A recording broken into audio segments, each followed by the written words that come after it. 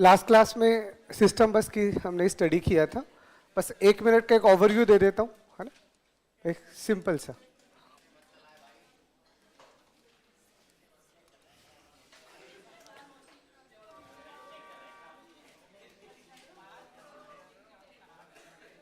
क्योंकि अब मैं यहीं से, अरे आगे क्या इसी के आगे से कंटिन्यू करना है, तो बस 1-2 मिनट का ओवरव्यू दे रहा हूँ। तो एड्रेस बस की बात करोगे तो एड्रेस बस का काम क्या होगा? सीपीयू से डेटा को या तो मेमोरी में लेके जाना या सीपीयू से आईओ पोर्ट पे लेके जाना। दैट्स ऑल, बस यही इसका काम होता है। तो एड्रेस बस की अगर आप बात करोगे तो एड्रेस कौन जनरेट करता है? सीपीयू जनरेट करते हैं। कहाँ पे जाएगा? तो वो एड्रेस या तो सीपीयू से मेमोरी का होगा या सीपीयू से आईओ पोर्ट का होगा। इसीलिए कैसा है? यूनिडायरेक्शनल है। क्या डिसाइड करेगा? जो भी आपका साइज है मेमोरी का, वो कौन डिसाइड करेगा? वो आपका एड्रेस बस डिसाइड करेगा। कैसे? वो आज अपन डिस्कस करेंगे पूरा का पूरा, ठीक है। दूसरा आपके पास आता है डेटा बस।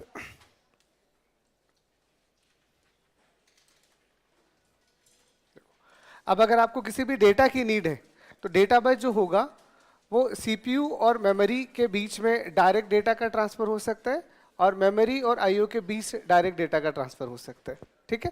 डायरेक्ट आप सीपीयू को आईओ से कनेक्ट नहीं कर सकते एक्सेप्ट वन केस, जिसे हम कहते हैं डीएमए, है ना। वो बाद की बातें हैं, तो अभी एक बार आप इतना समझ लो। तो डेटा कहीं से कहीं पे भी जा रहा है, पर एक फ्लो आपको समझ में आना चाहिए। तो बाई डायरेक्शनल है, दोनों तरफ एरो लगा दिया, तो क्या करेगा? सिर्फ डेटा को कैरी लेके जाएगा। क्या बताएगा? स्पीड, ठीक है, कि आपका जो भी सिस्टम है उसका स्पीड कितना है, कितना बिट डेटा वो एक साथ कैरी कर सकता है। और तीसरा आपके पास में आपका कंट्रोल बस होता है, जो क्या करेगा? कंट्रोल सिग्नल्स या टाइमिंग सिग्नल्स को कैरी करेगा। कंट्रोल सिग्नल या टाइमिंग सिग्नल को कैरी करेगा और वो कंट्रोल सिग्नल सीपीयू से मेमोरी पे जा सकते हैं, मेमोरी से सीपीयू पे आ सकते हैं, सीपीयू से आईओ पे जा सकते हैं और आईओ से सीपीयू पे आ सकते हैं। हाँ, टाइमिंग सिग्नल का मतलब है सिंक्रोनाइजेशन, कि जो भी डेटा आपका आ रहा है और जा रहा है वो टाइम प्रॉपर सिंक्रोनाइज होना चाहिए। सीपीयू क्लॉक से ही होता है वो। तो अगर आप यहाँ पे बात करते हो कंट्रोल सिग्नल का, तो या तो कंट्रोल सिग्नल होंगे या आपका टाइमिंग सिग्नल होगा, ठीक है। टाइमिंग सिग्नल की बात करते हो तो टाइमिंग सिग्नल सिंक्रोनाइज होता है क्लॉक से, सीपीयू क्लॉक से,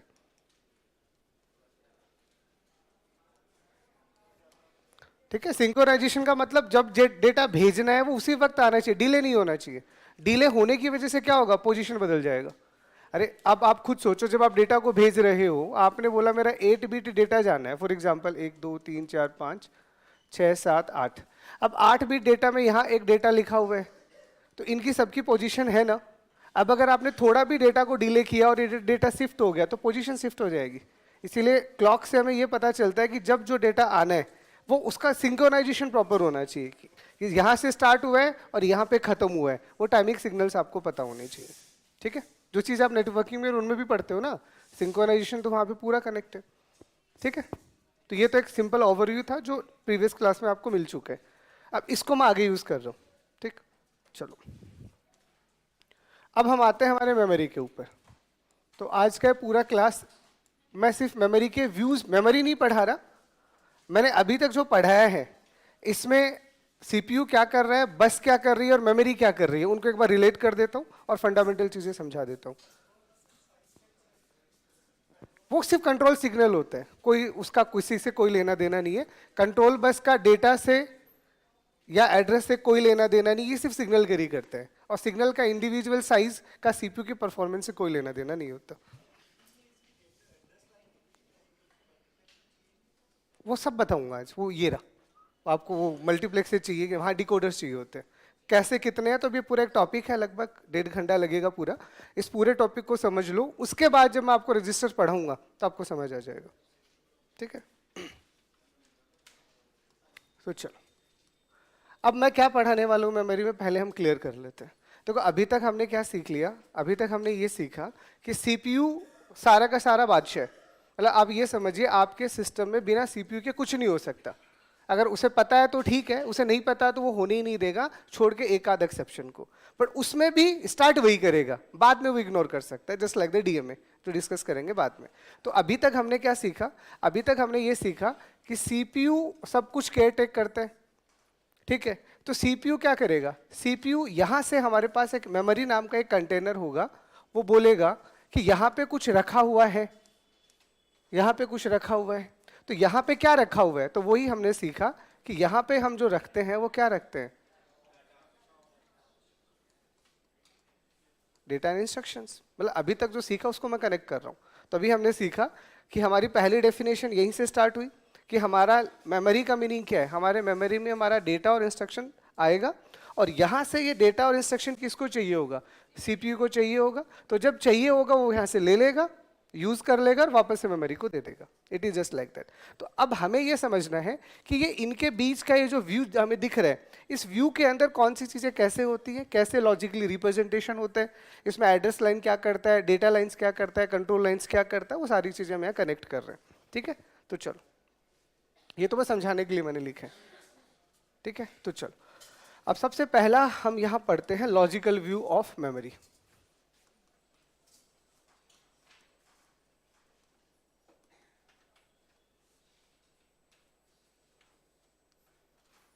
देखो, हमें फिजिकली अभी कोई लेना देना नहीं है, क्योंकि फिजिकल मेमोरी आपको समझ भी नहीं आएगी।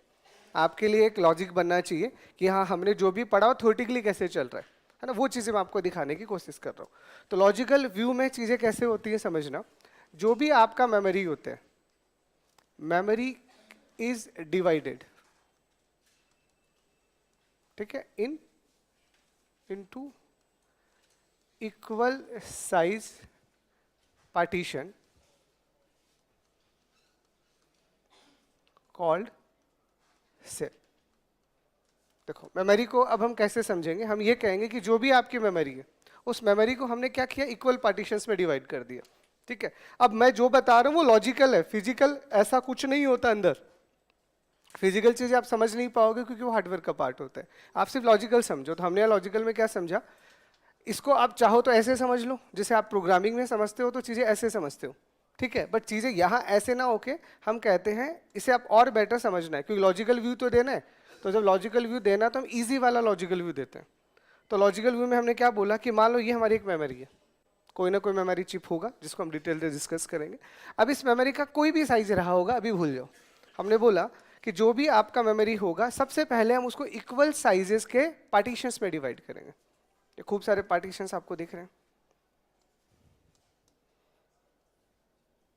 ठीक है। जो भी आपकी मेमोरी होगी उसको हम इक्वल साइज के पार्टीशन में डिवाइड करेंगे। हर एक पार्टीशन का साइज इक्वल होना चाहिए, लॉजिकल व्यू कहते हैं, नहीं तो मामला गड़बड़ा जाएगा। ठीक है, तो क्या बोला आपने?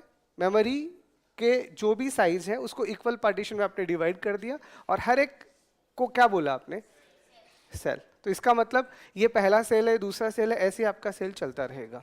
ठीक है, उसके बाद अब ये जो भी आपका सेल्स बना है, इस सेल्स में आपका डेटा आने वाला है, नो डाउट। बट वो डेटा किस फॉर्म में आने वाला है?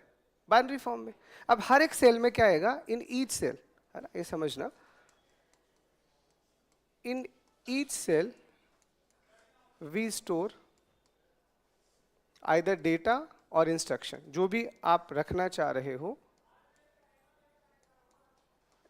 In binary. ठीक है, अब जो भी डेटा आपके पास आएगा, जो आप यहाँ पे रखने वाले हो, वो या तो डेटा का पार्ट होगा या इंस्ट्रक्शन का पार्ट होगा, पर रखा जाने वाला यहीं पे ही है। किस फॉर्म में रहेगा? बाइनरी फॉर्म्स में रहेगा। जैसे फॉर एग्जांपल यहाँ मैंने कोई डेटा लिया और मैंने वो डेटा रख दिया, मान लीजिए ये कोई, मान लीजिए 8 बिट, 2 2 4 2 6, मान लीजिए मैंने 8 बिट का कोई रखा। अब ये ऐसे कर करके आपके पास में कुछ ना कुछ डेटा रखा जाएगा, 2 2 4 2 6 2 8, इस तरह से। तो यहाँ पे जो भी डेटा है एक बार आप देख लो, कैसा दिखेगा आपको? पूरा का पूरा सिर्फ बाइनरी होगा, बाइनरी के अलावा कुछ भी नहीं होता वहाँ पे, क्योंकि सीपीयू को जो भी डेटा चाहिए होता है वो बाइनरी चाहिए होता है। तो सीपीयू यानी रजिस्टर्स कोई भी चीज़ लेगा तो वो अपने हिसाब से लेगा। तो इंटरनली ये काम मेमोरी में हो चुका होता है। अब वो एक अलग बात है कि इस मेमोरी में भी अलग अलग पार्ट होते हैं, अभी उस पर मैं नहीं जा रहा कि डेटा स्पेशली मेमोरी के किस एरिया में रखा जाता है, इंस्ट्रक्शन मेमोरी के किस एरिया में रखा जाता है, वो फिर डिटेल्ड पार्ट है। एक बार आप उसको छोड़ो और आप ये समझो कि जो भी आपका मेमोरी है वो कैसे डिवाइड है? इक्वली साइज में डिवाइड है, और सबसे छोटे पार्ट को हमने एक नाम दिया सेल, और उस सेल में जो भी डेटा या इंस्ट्रक्शन आएगा वो किस फॉर्म में आएगा, बाइनरी फॉर्म में आएगा। ठीक है, लिख लो, बाकी हिंदी वाले में बोल देता हूँ, फिर मैं आगे जाता हूँ। तो लिख लो, इसमें लिखो मेमोरी, हाँ बस यहाँ से स्टार्ट कर, लिखो मेमोरी को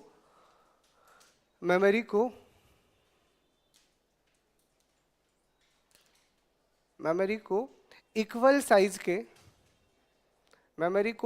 साइज के, पार्टीशंस में डिवाइड किया जाता है।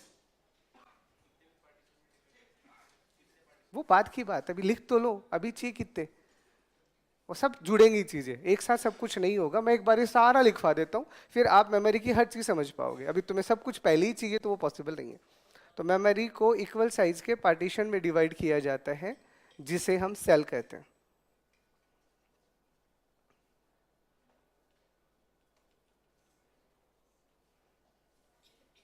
ठीक है, जिसे हम सेल कहते हैं। आगे लिखो, हर एक सेल में हम डेटा या इंस्ट्रक्शन को, हर एक सेल में हम डेटा या इंस्ट्रक्शन को बाइनरी में स्टोर करते हैं। बाइनरी में स्टोर करते हैं। ठीक है, अब यहां जब हमने बोला कि जो भी हमारा डेटा आएगा वो बाइनरी में आएगा, ठीक है, अब हम इस डेटा को पहचानेंगे कैसे? तो उसके लिए सेल के नंबर्स होंगे, बट वो सेल के नंबर सिर्फ लॉजिकली होते हैं, इंटरनली क्या होता है वो बात को देखेंगे अपन लोग। अब मैं आपको ये बोलूं कि अब आपने ये जो सेल्स बनाई है, फॉर एग्जाम्पल मैं अगर आपको कहूं कि अगर मैं सेल के नंबर देना चाह रहा हूं, तो इसे ही हम क्या कह रहे हैं, इसे ही तो हम एड्रेस कह रहे हैं। जैसे एक बार के लिए मैं कहूं कि फॉर एग्जाम्पल इसको मैंने बोल दिया एड्रेस 0, इसको मैंने बोल दिया एड्रेस 1, और ऐसे ही चलते चलते अगर आपके पास n सेल रही होगी, मान लो, एक बार समझने के लिए, तो ये एड्रेस आपका n-1 आ जाएगा। एक बार रफली बता रहा हूँ। तो अब मुझे किसी भी डेटा तक पहुंचना है, किसको पहुंचना है, सीपीयू को पहुंचना है। तो सीपीयू कैसे रिक्वेस्ट करेगा वो बात की बात है। अब मुझे अगर किसी भी सेल को यूनिक आइडेंटिफाई करना है, तो उसका कोई ना कोई एड्रेस होना चाहिए। बिना एड्रेस के वो कभी भी आइडेंटिफाई नहीं होगा। अगर सीपीयू को ये वाला डेटा चाहिए होगा तो वो रिक्वेस्ट क्या करेगा, ये वाला एड्रेस, और इस एड्रेस पे आके ये डेटा उठ के कहाँ से, डेटा बस से सीपीयू के पास चला जाएगा, वो सीखेंगे। तो अब पहले ये चीज क्लियर, ओके। अब इसमें एक छोटी सी चीज और आपको जो समझना है, देखो इसमें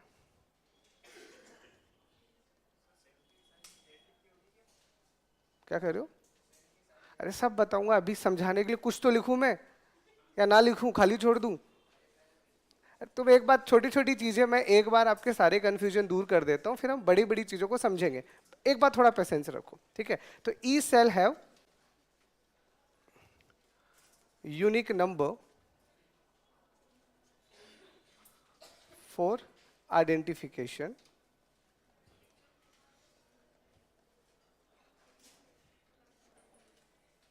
कॉल्ड इट्स एड्रेस। तो आगे लिखो, हर सेल को आइडेंटिफाई करने के लिए, हर सेल को आइडेंटिफाई करने के लिए, आइडेंटिफाई करने के लिए उसको एक यूनिक नंबर असाइन होता है, या उसको एक यूनिक नंबर दिया जाता है, उसको एक यूनिक नंबर दिया जाता है जिसे हम उसका एड्रेस कहते हैं।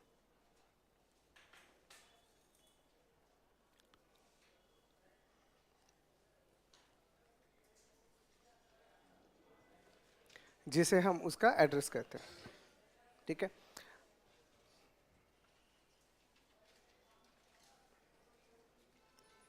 क्लियर इतना? चलो आगे इतना, चलो। एन एड्रेस ऑफ सेल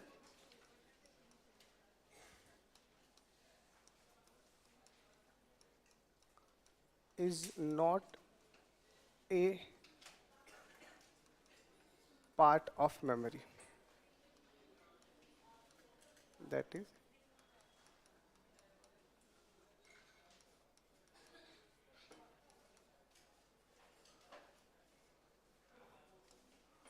अब ऐसे लिख लो, ठीक है। आगे लिखो, लिखो एड्रेस या सेल का एड्रेस लिख लो, लिखो सेल का एड्रेस, सेल का एड्रेस मेमोरी में स्टोर नहीं होते हैं, ठीक है। सेल का एड्रेस मेमोरी में स्टोर नहीं होता है।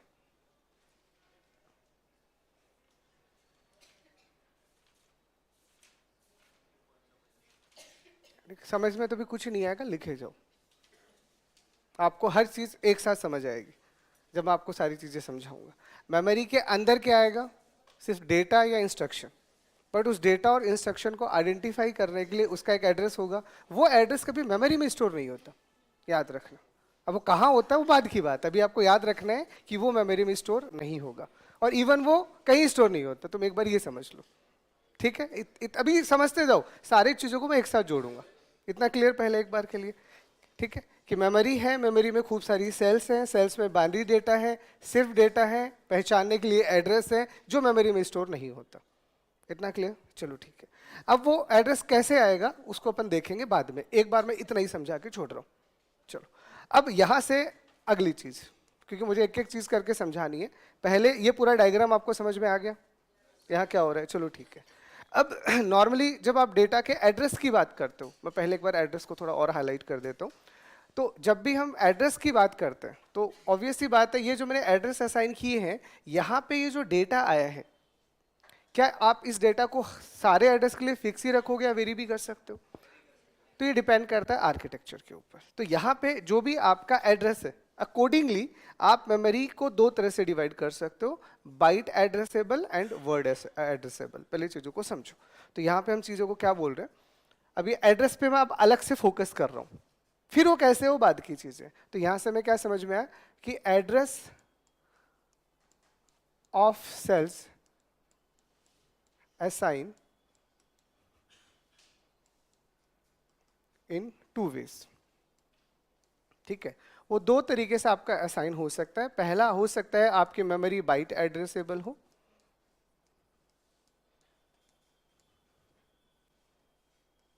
ठीक है, या हो सकता है आपकी मेमोरी वर्ड एड्रेसेबल हो।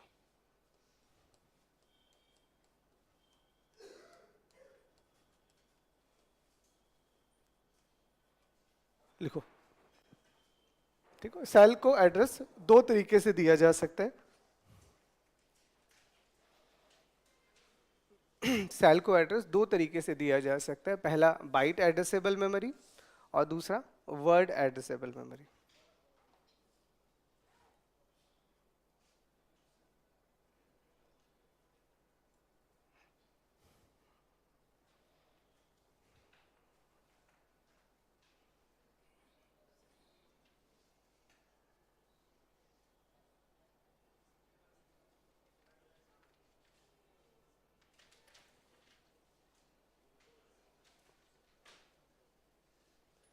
देखा इतना,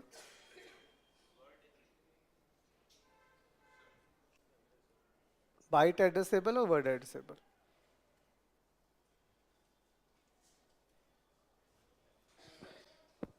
चलेगा, कितना लिख लिया। चलो अब सबसे पहले लिखिए वर्ड एड्रेसेबल, बाइट एड्रेसेबल।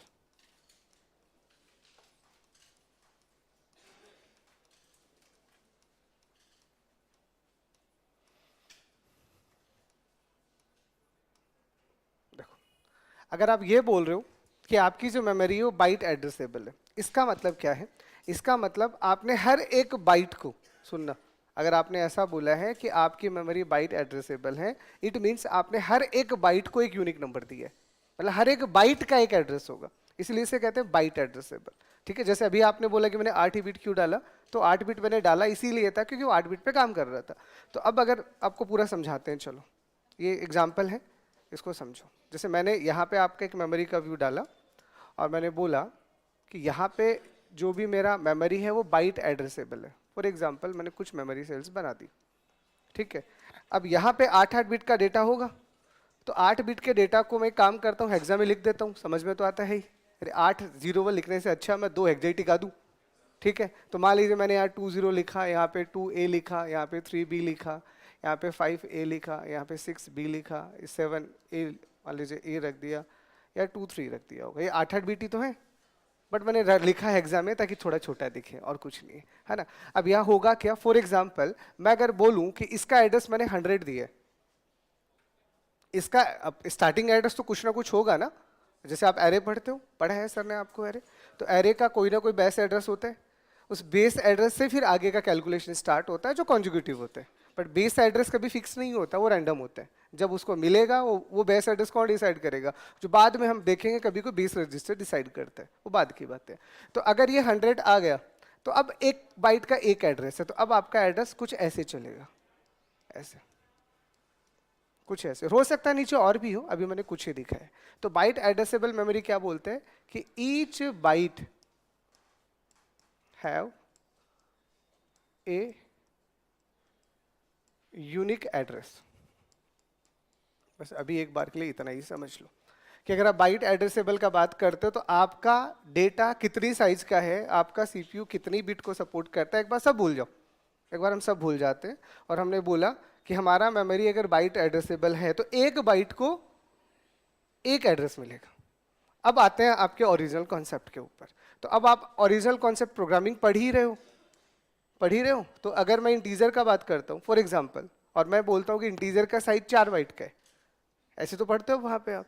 अगर मैंने ऐसा बोला कि मैंने यहाँ पे लिखा इंटीजर x इक्वल टू मान लीजिए 10 फॉर एग्जाम्पल, ये मेरा कोई ना कोई डेटा होगा जो कहाँ स्टोर होगा। ऑब्वियस है, डेटा और इंस्ट्रक्शन दोनों ही मैन मेमोरी के अंदर है, ठीक है। तो ये कहीं ना कहीं मैन मेमोरी के किसी ना किसी एड्रेस पे तो होगा, ठीक है। अब ये 10 कहीं पे भी होगा फॉर एग्जाम्पल के लिए, तो मैं बोलूंगा कि अब इसको स्टोर करने के लिए हमने क्या कॉन्सेप्ट लगाया होगा, तो इसको स्टोर करने के लिए हमने ये कॉन्सेप्ट लगाया होगा कि इंट आपने लिया है तो इंटीजर का साइज 4 बाइट होता है, मैं संभाल लेता हूँ, ठीक है। अब 4 बाइट होता है, इसका मतलब क्या हुआ कि ये जो भी डेटा स्टोर होगा ये 4 बाइट में स्टोर होगा, 4 बाइट में स्टोर होगा।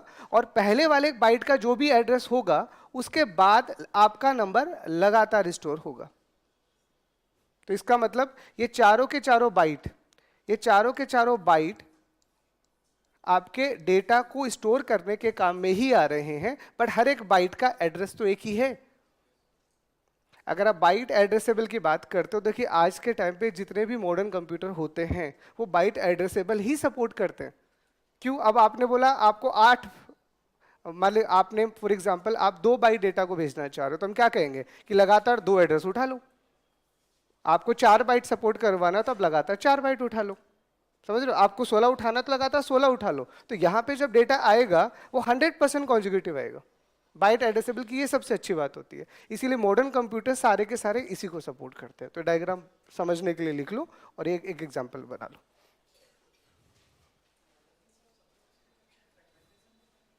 नहीं, वो सारा पार्ट ओएस का है, you don't worry about it. OS वाली चीज अभी मैं नहीं लूंगा, फ्रेगमेंटेशन सेपरेट पार्ट है। हाँ इतना है, एक बार यहाँ से सीयूए पढ़ के वापस से आप ओएस पढ़ना, आपको सारा ओएस समझ आएगा, आपको सारा सी अच्छे से समझ आएगा। मतलब आ तो रहा है नो डाउट, और अच्छे से समझ में आएगा।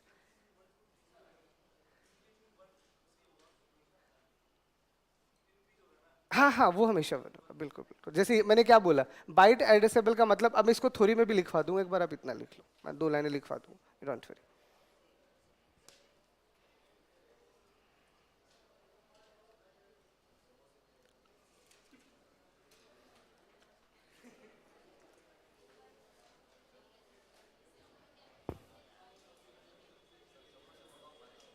क्या कर रहे हो?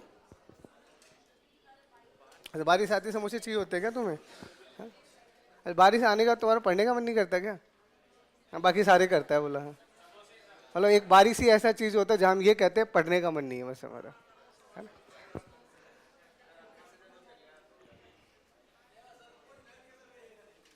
क्या कर रहे हो? हाँ तो अच्छा है ना, रोज पढ़ोगे तभी कुछ अच्छा कर, जिंदगी भर तो नहीं पढ़ना ना। देखो रोज पढ़ना है वो बुरा नहीं है, जिंदगी भर पढ़ना पड़े तो बुरा है। अब रोज पढ़ के आप किसी अच्छे मुकाम पे पहुंच गए उसके बाद तो कभी नहीं पढ़ना, तो अच्छा है ना, बुरा क्या है।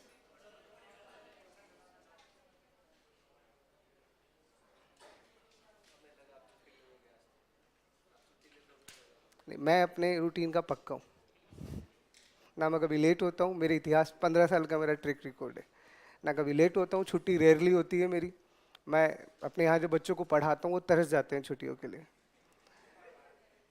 है ना। तो छुट्टी मेरी अगर हो रही है तो समझ जाना बहुत अर्जेंट है ना। जैसे घर में अगर कोई बीमार भी है, बच्चे बच्चे की तबीयत भी खराब है, तो मैं नहीं जाता। देखो मेरा एक ही वसूल है, लाइक जब मैं पढ़ाता हूँ जिन बच्चों को, तो मेरे यहाँ से फर्स्ट रैंकर तक भी बच्चे निकले ऑल ओवर इंडिया। तो मैं उनको एक बात बोलता हूँ कि अगर आपको रैंकर बनना है ना, तो आपको मेरे जैसा बनना पड़ेगा। ये मैं हमेशा उनको बोलता हूँ। अब मेरे जैसे बनना पड़ेगा, इसका मतलब क्या है? इसका मतलब है 100% मतलबी बन जाओ, ठीक है। और पढ़ाई के अलावा किसी चीज़ पे ध्यान मत दो। आपको कोई दोस्त बुला रहा है, भूल जाओ। आपको घर वाले को काम बोल रहे हैं, वो भी भूल जाओ। घर वालों के लिए भी निकम्मे बन जाओ, दोस्तों के लिए भी निकम्मे बन जाओ, लेकिन लेकिन अपने टारगेट के लिए निकम्मे मत बनो। कुछ नहीं होगा। मुझे नहीं लगता आप में से किसी का भी घर वाला आपको काम के लिए बोलता होगा, अगर तुम पढ़ रहे हो तो। अगर बोल रहा हो तो पक्का पता है तुम किसी लायक नहीं हो। देखो मुझे, मेरे पापा या मम्मी जब मुझे कहते हैं कि तूने कभी जिंदगी में कोई काम ही नहीं किया, भाई हमारे गांव में एक सिंपल सी कहावत है, हूँ तो मैं भी सिखवटी गई। तो वो बोलते हैं कि तूने कभी अपनी जिंदगी में कभी पानी का गिलास तक ना पकड़ा है हमें। अरे तो नहीं पकड़ा है, बट उसके अलावा तो खूब सारे काम कर लिए ना। तो काम करना मैटर नहीं है। माँ बाप की सेवा करने के लिए पढ़ रहे हो, या तो एक काम करो, तुम बन जाओ श्रवण, और कल से 4 धाम की यात्रा पे जिंदगी के लिए निकल लो, पढ़ाई लिखाई छोड़ दो। जब जेब में पैसे नहीं होंगे ना, तो माँ बाप की सेवा कैसे करोगे? सेवा का मतलब ये नहीं होता पढ़ाई को त्याग दो। पढ़ने के लिए सेवा का वही भाव होना चाहिए जो माता पिता की सेवा में है ना। चलो आ जाओ, इधर आ जाओ कि तुम किसी लायक कि तुम्हें ज्ञान दिया ही नहीं जा सकता। आजकल की जनरेशन वैसे भी इंस्टाग्राम वाली होती है, उनमें खूब ज्ञान होता है। तो हम जैसे लोग उन्हें जब सच में ज्ञान देते हैं तो उनको लगता है बकवास मार रहा है, तो चलो इग्नोर करो। आ जाओ इधर आ जाओ। बाइट एड्रेसेबल में कोई डाउट? हाँ वो भी समझाता हूँ। तो देखो यहाँ मैं क्या बोल रहा हूँ, फिर समझ। क्या वो जो यहाँ की छुट्टी है वो यहाँ की छुट्टी है, बट यहाँ की छुट्टियों के अलावा मेरी छुट्टियाँ नहीं होती, मैं ये कहता हूँ। ठीक है, हाँ एक्स्ट्रा तो मैं कभी भी लगवा दूंगा, आप टेंशन ना लो। कभी ऐसा वक्त भी आएगा कि तुम्हारी 5-5, 6-6, 8-8 घंटे का भी क्लास में लूंगा, वो वक्त आएगा कभी, ऐसा कुछ नहीं है ना। हाँ, बस। अगर पढ़ना, देखो फिर अगर तुम मेरी क्लास में बैठे हो तो मैं तुम्हें 5 घंटे का भी पता नहीं चलने दूंगा। अगर तुम पढ़ना चाह रहे हो, और नहीं पढ़ना चाह रहे हो तो तुम 5 मिनट ही नहीं झेल पाओगे। आ जाओ आ जाओ, अब समझो इधर। अब अरे सुन लो, अब मान लो आपने, आपके रजिस्टर ने फॉर एग्जांपल, जैसे चलो इसको मैं और सिंपल शब्दों में बता रहा हूँ। मान लीजिए आपने बोला आपका आर्किटेक्चर 32 बिट आर्किटेक्चर है, ठीक है। अब 32 बिट आर्किटेक्चर है लेकिन वो बाइट एड्रेसेबल है। तो बाइट एड्रेसेबल है, इसका मतलब ये हुआ कि आपका जो भी डेटा स्टोर होगा वो 32 बिट में होगा। आइदर डेटा और इंस्ट्रक्शन जो भी है वो 32 बिट में होगा। लेकिन जब वो 32 बिट उठ के आएंगे तो उसे एड्रेस कितने मिलेंगे? हाउ मेनी यूनिक एड्रेस आ देगा? अरे उसके लिए यूनिक एड्रेस कितने आएंगे? तो आप कहोगे कि सर 32 बिट आपने बोला है, एक एड्रेस 8 का होता है, इसका मतलब आपको 4 एड्रेस मिलेंगे। 4 एड्रेस मिलेंगे, और ये जो 4 एड्रेस मिलेंगे, ये याद रखना, ये चारों के चारों एड्रेस जो होंगे ये हमेशा कॉन्जिक्यूटिव होते हैं, ठीक है। ये जो भी एड्रेस होंगे ये आपको हमेशा लगातार मिलेंगे। अगर आपने ये बोला है कि आपका पहला एड्रेस 200 है, तो 200 से लेके 203 तक लगातार जो मेमोरी एरियाज है उसमें आप ही का 32 बिट डेटा रखा गया है। ऐसा नहीं बीच में कोई और आके डेटा छीन के ले जाएगा, ऐसा नहीं होता। यही अगर आपने बोला कि आपका 64 बिट डेटा है और वो बाइट एड्रेसेबल है, तो इसका मतलब आपको क्या समझ में आया? इसका मतलब हमें 8 एड्रेस मिलेंगे, और जो भी 8 एड्रेस मिलेंगे वो लगातार मिलेंगे। अगर पहले वाले को आप 300 बोलोगे तो 300 से कहाँ तक जाओगे? 307 तक। This is the meaning of this. इसीलिए मॉडर्न कंप्यूटर में यही स्ट्रक्चर सपोर्ट किया जाता है कि आप अपनी इंस्ट्रक्शन का साइज या अपने डेटा का साइज कितना भी बढ़ा दो, बट उसे हमेशा 8 के मल्टीपल में रखो। ये चीज़ जॉन वून ने मैंने बोला था। अरे कभी इस चीज़ को सोचा? आपका आर्किटेक्चर 8 के मल्टीपल में होता है, 8, 16, 32, 64, 128। क्यों कभी ऐसा सोचा नहीं 32 के अलावा 40 क्यों नहीं हुआ? वो इसीलिए नहीं हुआ क्योंकि वो बाइट ओरिएंटेड होते हैं, और चीज़ें जब बाइट ओरिएंटेड है तो एक सेल के अंदर 8 बिट डेटा रखा गया है ना, तो 8 के मल्टीपल में चलने दो। 8 के मल्टीपल आप कभी हटा ही नहीं सकते, नहीं तो ये पूरा आर्किटेक्चर हिल जाएगा जो हम आज तक बना के बैठे। यही उसका रीजन होता है, ठीक है। तो क्लियर बाइट एड्रेसेबल का मीनिंग क्या है? ठीक है, क्या कह रहे हो? 40? 40 को करने से 40 को डिवाइड 8 के मल्टीपल में जो आ रहा है, 40 को 8 से डिवाइड करोगे तो 8 पंचो 40 आ गया, ठीक है। बट ये अच्छी बात है आपकी, तो 8 के मल्टीपल का मतलब उन्होंने 8 के बाद सीधा 16 रखा, 16 के बाद 32 रखा, जो नंबर आ रहा है वो दुगुना होता जा रहा है। 8 के मल्टीपल में तो है बट ट्वाइस नहीं, वो जो नहीं है वो तो नहीं है ना। 8 आया तो 8 के बाद सीधा दुगुना होके 16 आया, 16 का दुगुना होके 32 आया, 32 का दुगुना होके से उसके पीछे रीजन क्या है वो भी बता देता हूं। नहीं, डबल के पीछे का भी कारण है, ताकि लिगेसी सिस्टम मेंटेन रहे।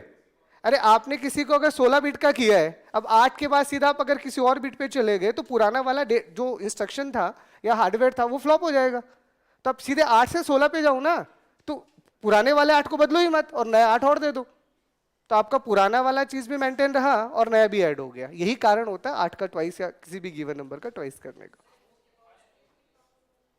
क्या कह रहे हो?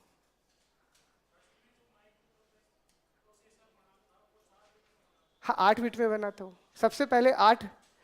अरे वो इंडिविजुअल था, अगर आप सिंपल अगर बात करते हो ना अपने कंप्यूटर्स की, मैं वहां से स्टार्ट कर रहा हूँ। वो 8 बिट से बढ़ते बढ़ते बढ़ते बढ़ते आगे बने थे।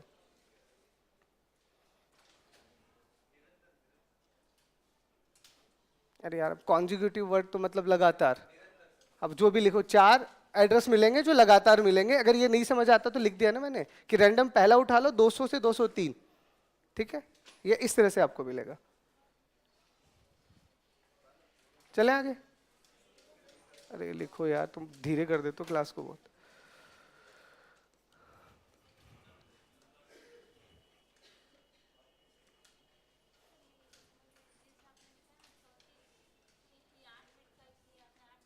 क्योंकि मेरा एक एड्रेस 8 बिट को स्टोर करता है, तो 64 को 8 से करोगे तो 8 एड्रेस मिलेंगे मुझे, मतलब 8 सेल्स मिलेंगी और वो 8 की 8 सेल्स लगातार मिलेंगी।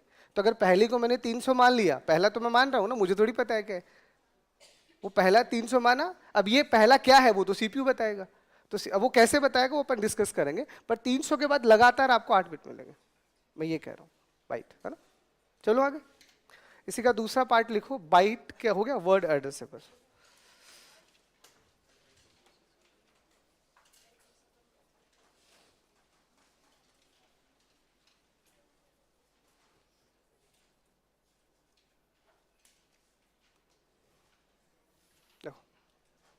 अब अगर आप वर्ड एड्रेसेबल मेमोरी की बात कर रहे हो, इसका मतलब अब आपके पास में जो भी आपका एक एड्रेस है वो बाइट को रिप्रेजेंट नहीं कर रहा, वो वर्ड को रिप्रेजेंट कर रहा है। वर्ड का साइज वेरी कर सकता है डिपेंड ऑन द आर्किटेक्चर। तो यहां पे हम क्या बोलेंगे कि each address store a word, ठीक है, विच इज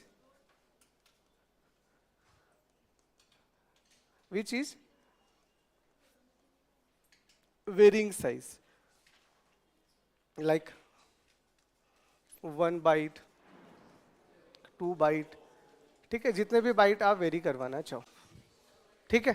तो अगर आपने कोई भी मेमोरी वर्ड एड्रेसेबल बनाई है, जैसे फॉर एग्जांपल मैंने बोला कि मुझे एक मेमोरी बनानी है वो वर्ड एड्रेसेबल है और उसमें एक वर्ड जो है वो मान लीजिए 2 बाइट को या 16 बिट को रिप्रेजेंट करता है, ठीक है, 16 बिट को रिप्रेजेंट करता है। इसका मतलब अब हमें क्या समझ में आएगा, इसका मतलब हमें ये समझ में आएगा कि जब आप इस मेमोरी को बनाओगे, तो इसका मतलब यहाँ पे पूरा का पूरा 16 बिट आएगा और उसका सिर्फ एक ही एड्रेस बनेगा, क्योंकि बाइट एड्रेसेबल रहा ही नहीं ना। बाइट एड्रेसेबल होगा तो हर एक बाइट का एक एड्रेस होगा, बट आपने एक एड्रेस वर्ड का बना दिया, तो इसका मतलब यहाँ पे वो पूरा का पूरा वर्ड आएगा पूरे 16 के 16 बिट का, इसका मतलब अगले में फिर एक 16 बिट आ जाएगा, इसका मतलब हर एक एड्रेस एक वर्ड का हो गया। तो इसका मतलब अब तो चीजें फिक्स हो गई हैं, तो चीजें वेरी नहीं कर सकते, इसीलिए वर्ड एड्रेसेबल पुराने सिस्टम में यूज किया जाता था जो इनिशियल थे, अब तो बाइट ही आते हैं, ठीक है। तो इसका मतलब समझ में आ गया क्या हो रहा है। अब वर्ड का जो साइज रखोगे, वर्ड का साइज अगर अपने 8 बिट ही रखा है तो बाई डिफॉल्ट ही क्या हो गया, बाइट एड्रेसेबल हो गया। बट 8 से ज्यादा रखा, 16 बिट रख दिया, बढ़ा के 32 बिट कर दिया। अब यही अगर मैं बोलूं कि वर्ड का साइज 32 बिट है, इसका मतलब 32 बिट को एक एड्रेस मिलेगा, आगे फिर इसका मतलब एक सेल के अंदर 32 बिट डेटा आने वाला है, ये इसका मतलब होता है, ठीक है। हाँ वो चेंज होता रहेगा, वो तो अब बाइट, देखो प्रॉब्लम क्या है, एक अच्छी बात पता है क्या है, बाइट एड्रेसेबल के अंदर आप अपने सिस्टम को कितना भी बदलो, आपके आर्किटेक्चर को नहीं बदलना पड़ता। क्यों? क्योंकि अगर आपने एक बाइट को एक एड्रेस दिया, आपने 16 बोला तो लगातार 2 उठा लेगा, आपने 32 बोला तो लगातार 4 उठा लेगा, आपने 64 बोला तो लगातार 8 उठा लेगा। लेकिन अगर आपने वर्ड एड्रेसेबल बोला, आपने बोला 16 बिट, तो इसका मतलब एक एड्रेस में 16 बिट है। लेकिन जैसे ही मैं 32 बिट करूंगा तो फिर एक एड्रेस में 32 बिट भी तो आ जाएंगे, तो आपको आपका आर्किटेक्चर बदलना पड़ेगा। इसीलिए ये इनिशियली था, बाद में इनको लगा कि हम तो कभी भी वर्ड का साइज बदल सकते हैं एज पर द नीड, तो उससे हमें आर्किटेक्चर बदलना पड़ रहा है। तो ये पॉपुलर नहीं है, होता है, बस पता होना चाहिए, ठीक है, बट हम यूज नहीं करते बाइट वर्ड एड्रेसेबल। हाँ, इसका मतलब एक वर्ड का एक एड्रेस होता है, वर्ड का साइज तुम जो बोलो ले लो, वो 16 बिट हो सकता है, 32 बिट हो सकता है, 64 बिट हो सकता है। मैंने इसीलिए आपको लिखा है, जो भी वर्ड होगा, लिखना चाहो तो हिंदी में लिख लो, लिख लो, लिखो हर हर लिख लो ना, लिखो हर एक सेल में, हर एक सेल में एक वर्ड स्टोर होगा, हर एक सेल में एक वर्ड स्टोर होगा जिसका साइज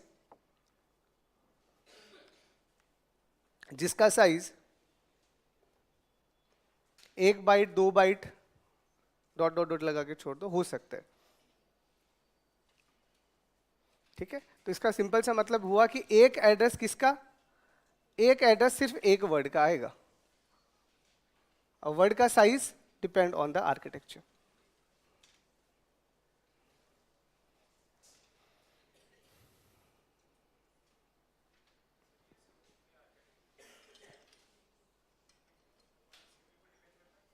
किस पे? वो तो आर्किटेक्चर आ गया, तो आर्किटेक्चर में तो सभी आ गया ना, सीपीयू अकेला थोड़ी आएगा, क्या बात कर रहे हो तुम? अकेला सीपीयू कभी कुछ नहीं कर सकता।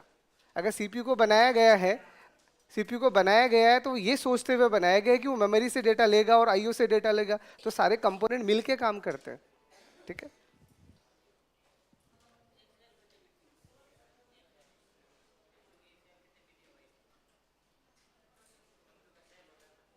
वो अभी हमने बोल दिया ना, अगर बाइट एड्रेसेबल है तो 1 बाइट का हो गया। अरे मैं यही तो आपको समझा रहा हूँ कि एक सेल कितना साइज का होगा, तो आप पहले बताओ तो सही, आपका मेमोरी बाइट एड्रेसेबल है या वर्ड एड्रेसेबल है? तो वर्ड एड्रेसेबल है तो फिर अलग अलग होगा वो। आप बताओ, फिर मैं क्यों बताऊं? आपने बोला 16 बिट, तो मैं एक एड्रेस में 16 बिट स्टोर कर दूंगा, आप बोलोगे 32, तो हम 32 कर देंगे, वो जो दे रखा है। अगर बाइट एड्रेसेबल है तो कोई पंगा नहीं है, एक एड्रेस 8 बिट का हो, मैं ये कह रहा हूं। कितनी बार बोलूं इस लाइन को यार, अभी भी समझ नहीं आया, हिंदी तो बोल रहा हूं। चल, इतना क्लियर? तो अब हम बाई डिफॉल्ट कौन सा यूज लेने वाले हैं? बाइट एड्रेसेबल, वर्ड एड्रेसेबल को साइड में कर दो, चलो कर दिया। अब हम आते हैं आगे की बात पे। धीरे धीरे आपको एक एक चीज समझाऊंगा और धीरे धीरे हर एक चीज समझ में आएगी। अब एड्रेस कौन जनरेट करता है? सीपीयू करेगा। तो जब सीपीयू एड्रेस जनरेट करेगा तो वो क्या करेगा, एक आपके लिए एक मैसेज भेजेगा। अब वो मैसेज कैसा होगा पहले वो समझो, और फिर आपको बाकी की बारी चीजें समझ में आएगी। तो अब मैं यहाँ पे ये बोलना चाह रहा हूँ, ये सारा पार्ट किसका चल रहा है? उसी का चल रहा है। तो address is generated by CPU, ठीक है। ये चीज हमें पहले से पता है कि जो भी एड्रेस जनरेट होने वाला है वो सीपीयू के थ्रू जनरेट होने वाला है। तो so it request for memory, ठीक है। तो अगर कोई भी एड्रेस आपको चाहिए तो सीपीयू जनरेट करेगा ताकि वो उस एड्रेस पे जाके मेमोरी को एक्सेस कर सके, ठीक है। अब जो भी रिक्वेस्ट होती है उसको समझो। अब दूसरी चीज एक और समझो कि अब अगर आप मेमोरी के किसी भी एड्रेस पे जाके, मेमोरी के किसी भी एड्रेस पे जाके आप उस डेटा को एक्सेस करना चाह रहे हो, तो आप क्या करना चाह रहे हो? कोई ना कोई ऑपरेशन। तो बाय डिफॉल्ट यहाँ हम जब ऑपरेशन की बात करते हैं जनरल, तो हम कहते हैं सीपीयू हमारे कितने टाइप के ऑपरेशन परफॉर्म करेगा? बाय डिफॉल्ट सिर्फ 2, आइदर रीड और राइट। या तो मेमोरी में जो डेटा रखा हुआ है उसे आप लाके सीपीयू को रीड करवाना चाह रहे हो, या सीपीयू ने किसी चीज का कैलकुलेशन किया है, वो कैलकुलेशन किया हुआ डेटा वापस से मैन मेमोरी में रखने वाले हो। और तो क्या ही ऑपरेशन होता है, दो ही ऑपरेशन होता है, क्योंकि ये चीज समझना है, अभी यही समझा रहा हूँ। तो जो भी आपके ऑपरेशन है, तो सबसे पहले क्या समझ में आया कि एड्रेस सीपीयू जनरेट करेगा ताकि वो मेमोरी को रिक्वेस्ट कर सके। और ये रिक्वेस्ट किसके लिए करता है, तो सीपीयू रिक्वेस्ट, या सीपीयू आप ऐसा ना लिख के आप लिख दीजिएगा, CPU perform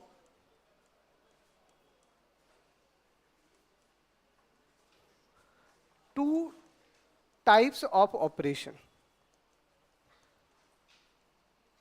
two types of operation on data stored in memory।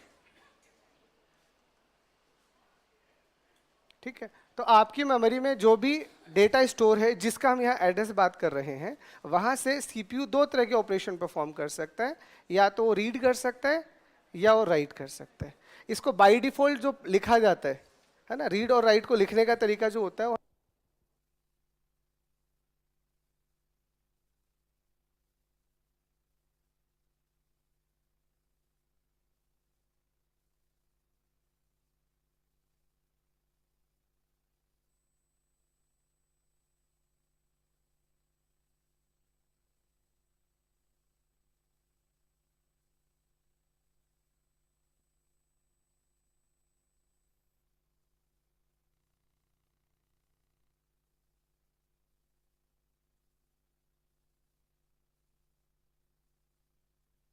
ये आवाज। चलो, तो सीपीयू अगर किसी भी एड्रेस के लिए डिमांड करता है, तो सिर्फ एड्रेस के लिए तो डिमांड करेगा नहीं।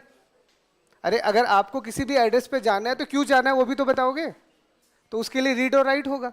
तो रीड का सिंपल सा मतलब हमें क्या समझ में आया कि कोई भी डेटा मेमोरी से है और वो मेमोरी से सीपीयू के पास जाएगा। तो आपके पास सिर्फ क्या चाहिए, अभी मैं इनको अलग से भी पढ़ाऊंगा। और अगर कोई भी डेटा राइट कर रहा है, इसका मतलब सीपीयू से वो डेटा कहाँ जाएगा, मेमोरी में जाएगा। लिखने का बाय डिफॉल्ट जो इनका सिग्नल होता है, कंट्रोल सिग्नल, यही तो है कंट्रोल बस। तो कंट्रोल बस से कंट्रोल सिग्नल जाएगा ना, तो उस कंट्रोल सिग्नल में एक सिग्नल होता है, आप किस टाइप का ऑपरेशन परफॉर्म करना चाह रहे हो। जैसे आप रीड करना चाह रहे हो, तो ये रीड एक सिग्नल हुआ, तो इस रीड का सिग्नल का वैल्यू अगर 0 है तो वो रीड करेगा। अरे बार लगा हुआ है, यहाँ बार लगा हुआ है, तो 0 होगा तो रीड करेगा, 1 होगा तो रीड नहीं करेगा, ये उल्टा होता है। और वैसे ही अगर राइट वाला 0 रहा तो रीड करेगा। और क्या कभी भी रीड और राइट की एक साथ नीड पड़ सकती है, कभी नहीं पड़ती। या तो हम सिर्फ रीड ही करेंगे या सिर्फ राइट ही करेंगे, इसीलिए इनका सबका अलग अलग। इसीलिए तो बोला आपको कि जो भी कंट्रोल लाइंस होती है, क्या बताया था आपको कि कंट्रोल लाइंस इंडिविजुअली यूनिडायरेक्शनल होती है, याद है। बट उनके कॉम्बिनेशन से जब आप बात करते हो तो वो बाई डायरेक्शनल है। तो कुछ सिग्नल सिर्फ सीपीयू से मेमोरी की तरफ ही जाएंगे, जैसे कि आपके पास सीपीयू से अगर मेमोरी की तरफ कोई जा रहा है, for example just like the right. और कुछ सिग्नल मेमोरी से सीपीयू की तरफ ही आएंगे, जस्ट लाइक द रीड। तो इसलिए इंडिविजुअल जो सिग्नल होंगे वो यूनिडायरेक्शनल होंगे, पर दोनों को मिला के तो बाई डायरेक्शनल बन गया ना। It is just like that. ठीक है, तो इसमें लिख लिया, हिंदी में बोलूं तो लिखो, लिखो सीपीयू, सीपीयू सीपीयू एड्रेस को जनरेट करता है, सीपीयू एड्रेस को जनरेट करता है जिसमें जिसमें वो मेमोरी जिसमें वो मेमोरी के लिए रिक्वेस्ट भेजता है, जिसमें वो मेमोरी के लिए रिक्वेस्ट भेजता है, जिसमें वो मेमोरी के लिए रिक्वेस्ट भेजता है। हाँ, सीपीयू।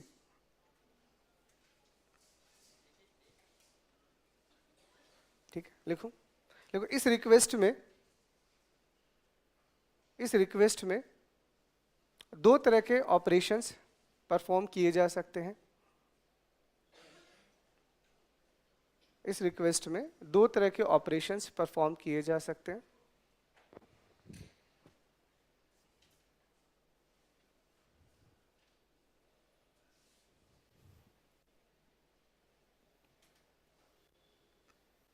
ठीक है, रीड और राइट। ठीक है, ये इनके शॉर्ट वर्ड भी लिख दीजिएगा, आर डी डी कैपिटल ही लिख देना चाहो तो।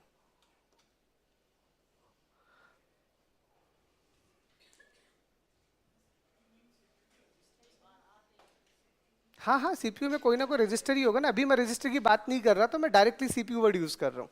धीरे धीरे हम सीपीयू के अंदर घुसेंगे और उन रजिस्टर्स की भी बातें करेंगे कि कौन सा रजिस्टर क्या कर रहे हैं, वो बातें बात की।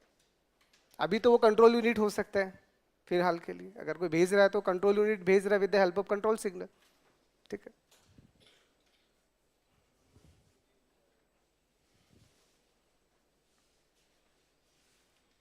देख लिया। तो अब देखिए, अब जो भी आपकी मेमोरी रिक्वेस्ट होगी, आप इसे ऐसे समझना, अब जो भी हमारी मेमोरी रिक्वेस्ट होगी वो कैसी होगी वो देख लो। अब आपको पूरी मेमोरी रिक्वेस्ट दिखाता हूं। जब सीपीयू किसी भी मेमोरी रिक्वेस्ट को जनरेट करेगा, ये है वो आपकी मेमोरी रिक्वेस्ट। ठीक है, तो जब वो मेमोरी रिक्वेस्ट जनरेट कर रहा है, ठीक है, जब यहां से कोई भी मेमोरी रिक्वेस्ट आ रही होगी, तो इस मेमोरी रिक्वेस्ट में क्या क्या होगा पहले देख लो। ये मेमोरी रिक्वेस्ट ऐसी होती है। ठीक है, यहां पे रीड सिग्नल होते हैं, और यहां पे आपका राइट सिग्नल होता है, और यहां पे आपका एड्रेस होता है।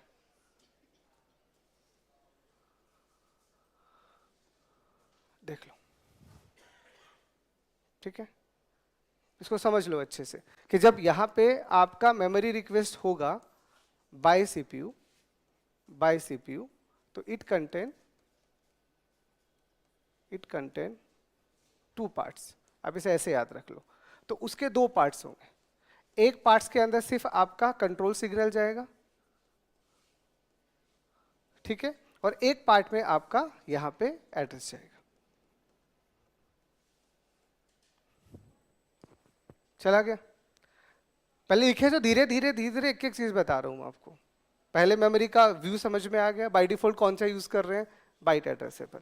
तो हर एक बाइट के अंदर यानी हर एक सेल में कुछ बाइनरी डेटा रखा हुआ है जिसका एक एड्रेस है। बट कमाल की बात है, वो एड्रेस मेमोरी में तो है ही नहीं। मेमोरी का एड्रेस है बट वो मेमोरी में तो स्टोर ही नहीं है। वो एड्रेस कहाँ होगा, मैं आपको वो बताना चाह रहा हूँ। तो उसके लिए मैं पहले सीपीयू के पास लेके आ रहा हूँ, और मैं ये कह रहा हूँ एड्रेस जनरेट कौन करता है, सीपीयू ही करता है। तो एक बार मैं आईओ पोर्ट का एड्रेस तो अभी कैसा होता है उसको तो छोड़ो, अभी हम बात कर देते सिर्फ मेमोरी की। तो मेमोरी की बात करेंगे तो वो कैसे एक रिक्वेस्ट भेजेगा, कि सीपीयू ने एक मेमोरी रिक्वेस्ट भेजा, उस रिक्वेस्ट में ये दो चीजें होंगी, एक आपके पास में कंट्रोल और एक आपका एड्रेस। तो कंट्रोल जो जाएगा वो कंट्रोल बस के थ्रू जाएगा, ठीक है, और एड्रेस जो जाएगा वो एड्रेस बस के थ्रू जाएगा। देखो बस मैंने इसीलिए पहले पढ़ाई है ताकि मैं इसको अच्छे से रिलेट कर सकूं, अच्छे से रिलेट कर सकूं। ठीक है, अगर ये, और मैं ऐसा मान रहा हूं कि इसने एक बार के लिए रीड सिग्नल भेजे, क्योंकि राइट सिग्नल होता है तो राइट में डेटा भी होते हैं। राइट आप कर रहे हो तो आप किस एड्रेस पे कौन सा डेटा लिखने वाले हो, दोनों चीजें चाहिए होंगी। अभी एक बार शॉर्ट में इतना लिख लो कि जब भी मेमोरी रिक्वेस्ट जाएगा सीपीयू में तो उसके दो पार्ट होंगे, एक पार्ट में कंट्रोल सिग्नल होंगे, ये दोनों सिग्नल मैंने लिखे और दोनों ही होते हैं। अगर रीड करना है तो इसको 0 कर दो, इसको 1 कर दो, और राइट करना है तो इसको 0 कर दो, इसको 1 कर दो, किसी एक को आपको एक्टिव करना पड़ेगा। ठीक है, और यहाँ जो भी एड्रेस है वो आपका आने वाला है।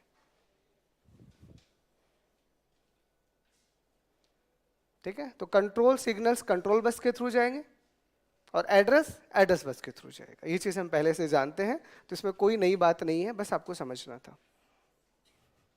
ठीक है, तो इन सिग्नल को ले जाने के लिए खूब सारी लाइनें होंगी ना।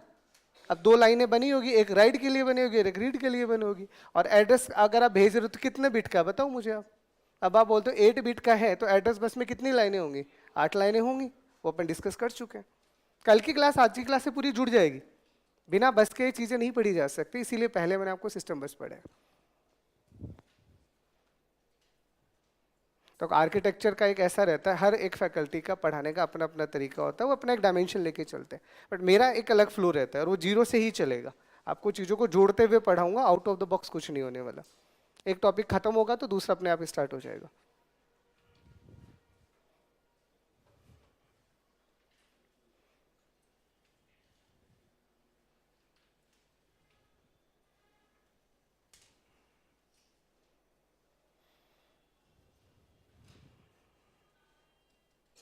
देख लिया?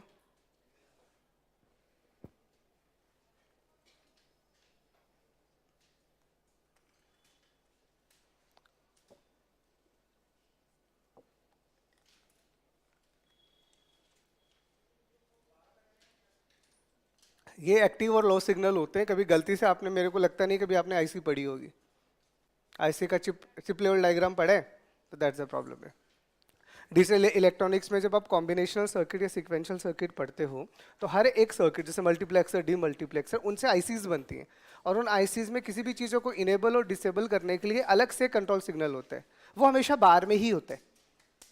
अगर आप आईसी का अगर पिन आउट डायग्राम पढ़ोगे, उसे कहते हैं pin out diagram of the ICs. अलग अलग आईसीज के अलग अलग डायग्राम्स होते हैं, तो वहाँ पे इसको हमेशा बार से ही लिखा जाता है, ये बाय डिफॉल्ट नोटेशन होते हैं। अगर आप, है ना, अरे मैं यही तो बोलो, आपको आईडी का वैल्यू 0 करना है, बार लगा हुआ है, इनेबल खुद कर देगा वो। मैं यही समझा रहा हूँ, बार का मतलब मैं ये बोलूँ आपको रीड करना है, तो आपको रीड करना है तो आईडी का वैल्यू तो 0 ही होगा ना, ताकि जब आप इस लाइन को दोगे तो ये लाइन अपने आप ही उसे 1 बना देगा। तो रीड करने के लिए आपको इस वहां पे 0 देना पड़ेगा और यहाँ पे 1 देना पड़ेगा। आईडी की वैल्यू 0 देनी पड़ेगी, वो तो 1 अपने आप ही जाएगा। ठीक है, चलूँ आगे। बाई डिफॉल्ट नहीं, रीड करना है तो 0 दोगे, नहीं करना तो 1 दो। बाई डिफॉल्ट क्या होता है यहाँ पे, वो तो आप बताओ क्या कर रहे हैं। बाई डिफॉल्ट कुछ नहीं होता। अब बाई डिफॉल्ट तो ये होता है कि तुम क्लास में बैठे हो, नहीं पढ़ रहे हो, तो 100% सो रहे हो, वो होता है बाई डिफॉल्ट, है ना। चलो चले आगे, अब यहाँ तक कोई क्लियरिटी, दिक्कत? चलो ठीक है। अब यहाँ से अब हम आते हैं असली मुद्दे पे, जो आपका पहला क्वेश्चन था उसका जवाब अब दे रहा हूँ। अब देखो होगा, अब मैं सारी चीजें जोड़ रहा हूँ, अभी तक जोड़ी नहीं है। अब मैं एक साथ आपको हर एक चीज लिख के दिखाऊंगा, और आज आपको जिंदगी में पहली बार मेमोरी समझ आएगी। इससे पहले कभी नहीं आई, मैं गारंटी देता हूँ, क्योंकि इतनी सारी चीजों को पढ़ने के बाद ही आपका सारा ओरिएंटेशन आएगा। जैसे मैं एक बार मान लूँ, थोड़ा सा थोड़ा प्रैक्टिकल करके दिखा दूँ।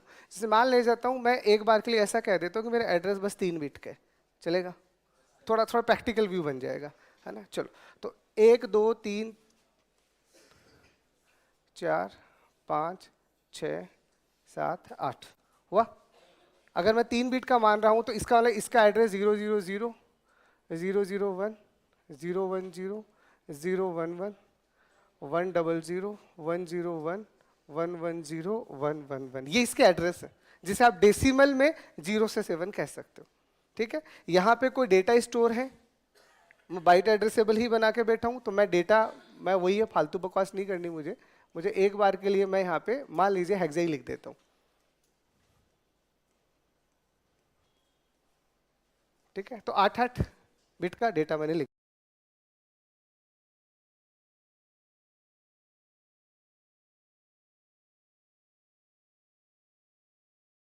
अब होगा क्या, अब यहाँ से आपके पास में आपका सीपीयू हो आएगा। ठीक है, ये है आपका सीपीयू। सीपीयू भेजेगा रिक्वेस्ट, ठीक है, सीपीयू भेजेगा मेमोरी रिक्वेस्ट।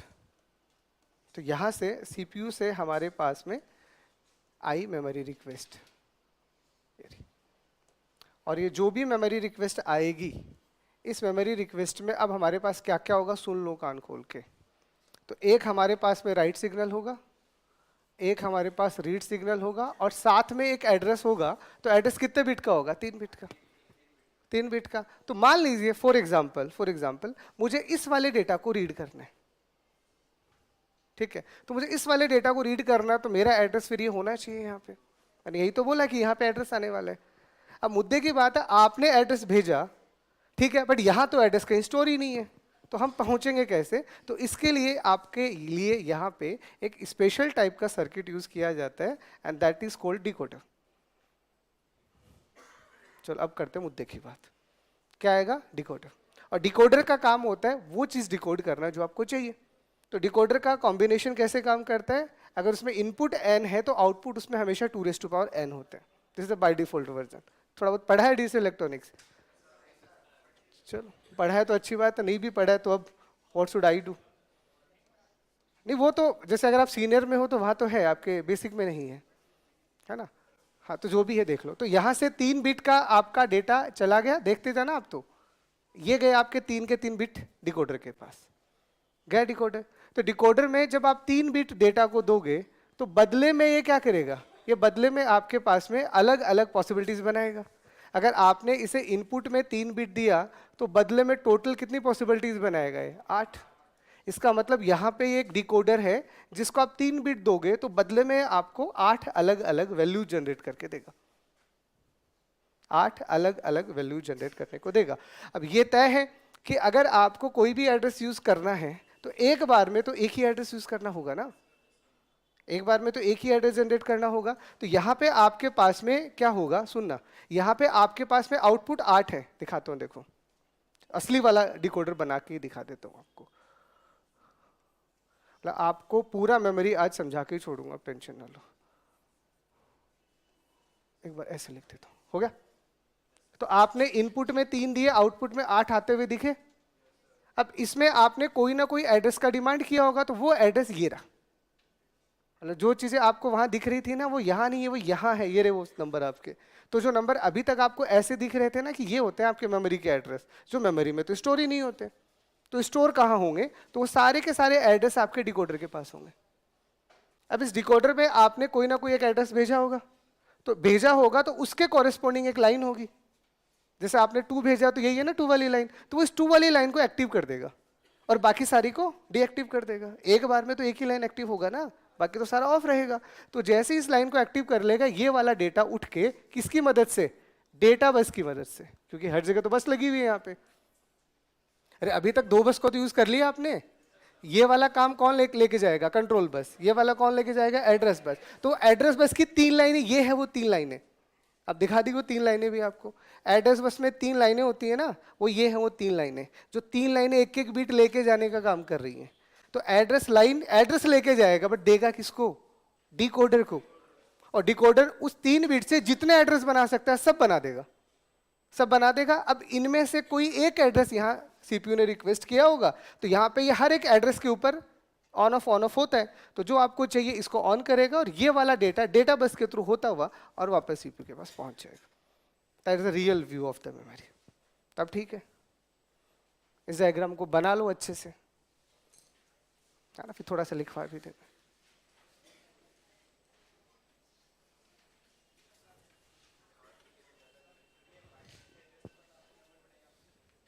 मैं बाइट एड्रेसेबल ही बनाऊंगा, हाँ वो मैं समझ गया। वो काम इसका नहीं है भैया, और रजिस्टर्स भी होते हैं। आपको जब यहाँ से रिक्वेस्ट मिलती है तो उस रिक्वेस्ट में बहुत कुछ होता है। अभी आपको क्या लगता है, आपकी चिप, मेमोरी चिप जो होगी उसमें इतने 8 ही एड्रेस होंगे? एड्रेस लगातार ही होते हैं, बट अब वो, अब यहाँ से आप स्टोर कर रहे हो, तो मैं तो बोल ही रहा हूँ आपका सीपीयू है ही 8 बिट का, तो आपका एक एड्रेस है ही 8 बिट में, मतलब 3 बिट में। अगर 8 बिट आपने लिखा है तो आप अपना पहले बताओ, आपका वर्ड आपने सीपीयू कितने बिट का बनाया, 2 बाइट का।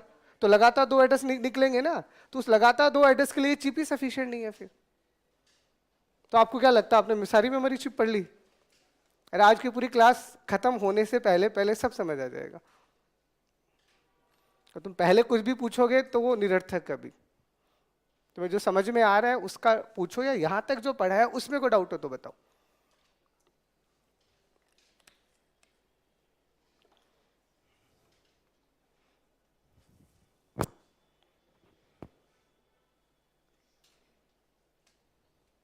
इन लाइनों को आप थोड़ा अच्छे से बना देना, मेरे साथ गोच पोच हो गई है। सही बनाऊं क्या?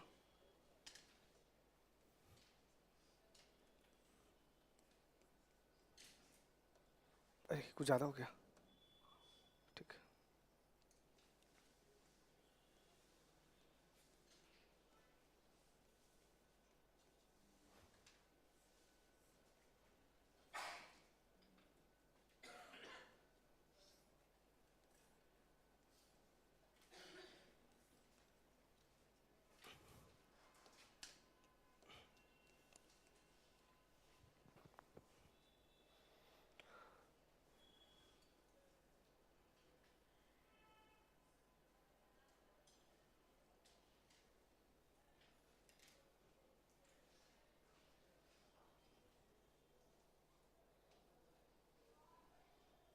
तो अब यहाँ से समझ में आ गई सारी चीजें।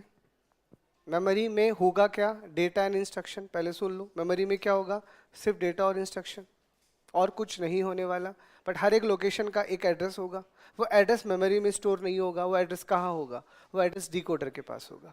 अब डिकोडर को कौन सा वाला एड्रेस एक्टिव करना है ये कौन बताएगा, ये सीपीयू बताएगा। तो अब वो पूरी लाइन में दोबारा से बोल रहा हूँ कि सीपीयू एड्रेस जनरेट करता है। तो अभी भी मैं वही बोल रहा हूँ कि सीपीयू ने एड्रेस भेजा कि मुझे किस लोकेशन का डेटा रीड या राइट करना है। तो जैसे ही आपने यहाँ पे 010 भेजा, ये कहाँ है, ये डिकोडर के पास है। तो ये डिकोडर वो सारी पॉसिबिलिटीज खुद बना देगा, ये इसका काम है। अगर आप बोलते हो कि नहीं हमारा एड्रेस 8 बिट का है, तो 8 बिट का है तो फिर कितने एड्रेस हो जाएंगे, 2 का पावर 8 यानी 256। तो आपके पास यहाँ 256 अलग अलग एड्रेसेस जनरेट हो जाएंगे, और हर एक एड्रेस के लिए यहाँ डिकोडर बैठा हुआ है, वो अपने आप इसको ऑन ऑफ करता रहेगा। ठीक है, अब बताओ कोई डाउट हो तो।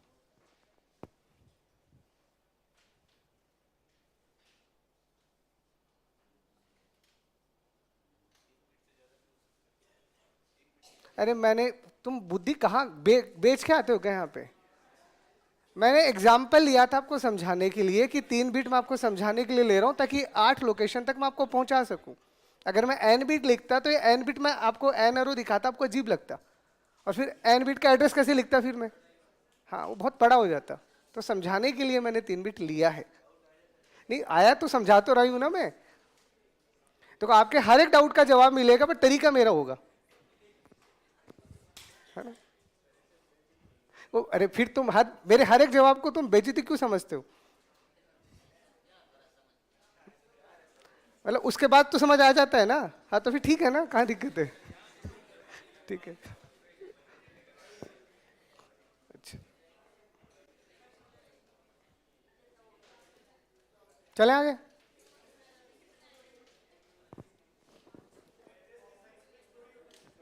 एड्रेस की साइज जो होगी वो तो होगी ना फिक्स, वो तो आपका सिस्टम बताएगा, वहां तक तो भी गया ही नहीं मैं। अरे मैं धीरे धीरे एक एक, या फिर लास्ट में आपको सीधा मेमोरी चिप पे ले जाऊं? आपका फाइनल जो गोल है वो मेमोरी चिप्स के बारे में एड्रेस लाइन, डेटा लाइन सब निकालना है, बट उसके लिए धीरे धीरे हम चल रहे हैं, ताकि आपको ये पूरा डायग्राम लास्ट तक आते आते समझ में आ जाए। तो सब आएगा, थोड़ा सा आधा पौन घंटा और पेशेंस रखो। ठीक है, चलें अब आगे। इतना क्लियर पहले एक बार के लिए? चलो, अब इसमें एक थोड़ा सा छोटा सा टॉपिक और है, पहले मैं उसको बीच में लेके आ रहा हूँ, फिर वापस से यही आऊँगा ना, जरूरी है मेरे को ये बताना।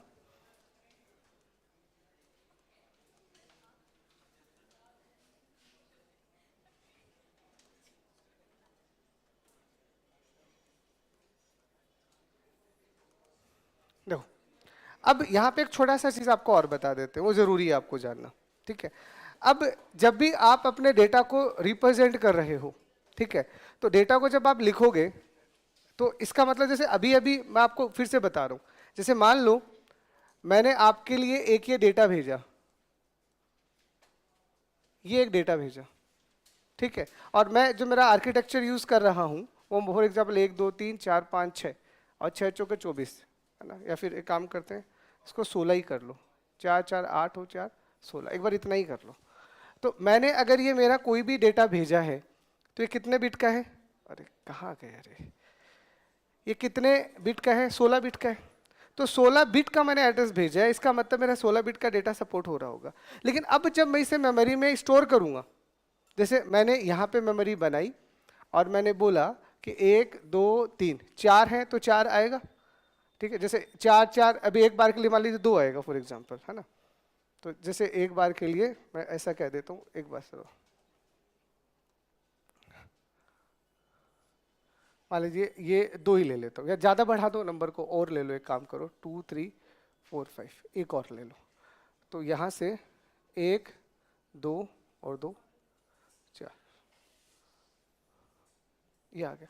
अब आपने अभी भी बोला कि आपका मेमोरी बाइट एड्रेसेबल है, तो आपका मेमोरी अगर बाइट एड्रेसेबल है तो ये एक एड्रेस पे जाएगा, ये एक एड्रेस पे जाएगा, ये एक एड्रेस पे जाएगा, ये। अब मान लो ये आपके पास में कुछ एड्रेसेस हैं, होंगे एड्रेसेस। तो अब मुझे ये बताओ कि ये सबसे पहला वाला बाइट जो है, ये मेरा कौन से वाले एड्रेस पे स्टोर होगा? क्यों, आपको कैसे पता चला? लास्ट वाले पे भी तो हो सकते हैं। अरे आपको कैसे पता ये यहीं आएगा, यहाँ पे भी तो आ सकते हैं। हाँ? हाँ? नहीं, अब ये टॉपिक पूरा पढ़ लो, इसे कहते हैं एंडियननेस। एंडियननेस का मतलब ये होता है कि जब आप अपने किसी भी डेटा को सेंड कर रहे हो, जैसे आपका ये डेटा है, ठीक है, ये डेटा है। अब इस डेटा को जब आप सेंड करोगे तो ये मेमोरी में जाके स्टोर तो होगा, बट कौन सा वाला बाइट कौन से वाले एड्रेस पे स्टोर होगा, कौन सा वाला बाइट कौन से वाले एड्रेस पे स्टोर होगा, इस फॉर्मेट को हम कहते हैं एंडियननेस। एंडियननेस का मतलब ही यही होता है कि विच बाइट ऑफ डेटा स्टोर। अब कहाँ होगा? तो ऑब्वियस सी बात है, अगर ये आपके पास में डेटा बना होगा तो इसका मतलब ये क्या है आपके लिए? ये आपका सबसे पहले एमएसबी है, मोस्ट सिग्निफिकेंट बिट वाला कॉन्सेप्ट, और ये आपके पास में आपका एलएसबी है। ठीक है, तो आप ये बोल रहे हो कि आपका जो एमएसबी है क्या वो सबसे पहले वाले एड्रेस पे स्टोर होगा, या फिर जो आपका एमएसबी है वो सबसे लास्ट वाले पे स्टोर होगा?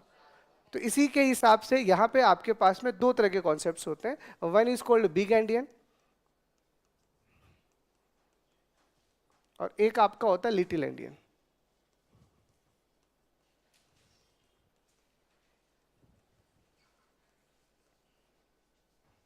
तो ये बस एक मैकेनिज्म है जो हमें ये बताएगा कि हमारे मैसेज का कौन सा वाला बाइट कौन से वाले एड्रेस पे स्टोर है। आपने ये तो बोल दिया कि आपकी मेमोरी में लगातार 1000 एड्रेस है, बट उस 1000 एड्रेस में सबसे पहले वाले से डेटा स्टार्ट हो रहा है या सबसे लास्ट वाले से डेटा स्टार्ट हो रहा है, हम कैसे डिसाइड करें? तो इसके लिए आपको आपके सिस्टम का एंडियनेस बताना पड़ेगा कि आप बिग इंडियन को सपोर्ट कर रहे हो या फिर आप लिटिल इंडियन को सपोर्ट कर रहे हो। तो सिंपल सा मतलब है, एक एक लाइन का मीनिंग और कुछ नहीं है। अगर आप बिग इंडियन डिफाइन कर रहे हो तो एमएसबी जो होगा वो सबसे पहले वाले एड्रेस पे स्टोर होगा। ठीक है, मतलब अगर आपने ये सबसे पहले वाला डेटा सबसे पहले वाले एड्रेस पे स्टोर किया है तो इसको अपन कहते हैं बिग एंडियन। और अगर आप यही ऐसा कह रहे हो कि अब यहां पे आप क्या करने वाले हो, आपका एलएसबी स्टोर करने वाले हो, तो फर्स्ट वाला एड्रेस जो है वो एमएसबी के लिए है या एलएसबी के लिए? तो अगर फर्स्ट वाला एड्रेस आप एमएसबी को दे रहे हो तो वो बनेगा बिग एंडियन, और फर्स्ट वाला एड्रेस अगर आप एलएसबी को दे रहे हो तो वो बनेगा लिटिल एंडियन, और कुछ नहीं, बस इतना समय करेंगे। अभी एग्जाम्पल मैं पूरा करके दिखाता हूं। जैसे अब आपने यही एग्जाम्पल, अब इधर देखना, बस ये एक लाइन का ही कॉन्सेप्ट है, ज्यादा बड़ा नहीं है, बस मैं नहीं चाहता कुछ छोड़ूं इसलिए पढ़ा सारा रहा हूं। ठीक है, तो अगर आपने कोई भी मैसेज लिया, मैं दोनों सिस्टम लिख के दिखा रहा हूं आपको। ठीक है, एक बार के लिए मैं 4 ही एड्रेस ले लूं, बहुत है।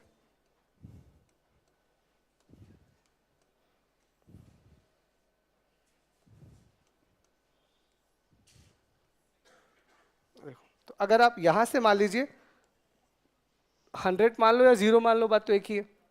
101, 102 और 103। ठीक है, यहाँ पे फिर 100, 101, 102 और 103।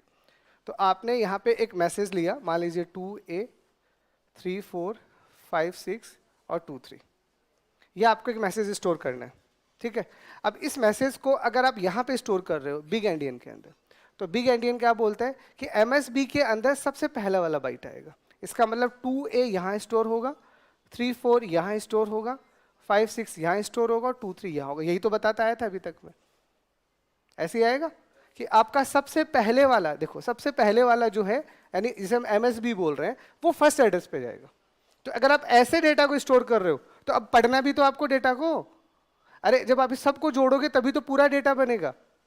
आपके पास, आपने बोला आपका डेटा 32 बिट का है, 64 बिट का है, तो जब सारे बिट्स को मिलाओगे तभी तो पूरा डेटा बनने वाला है।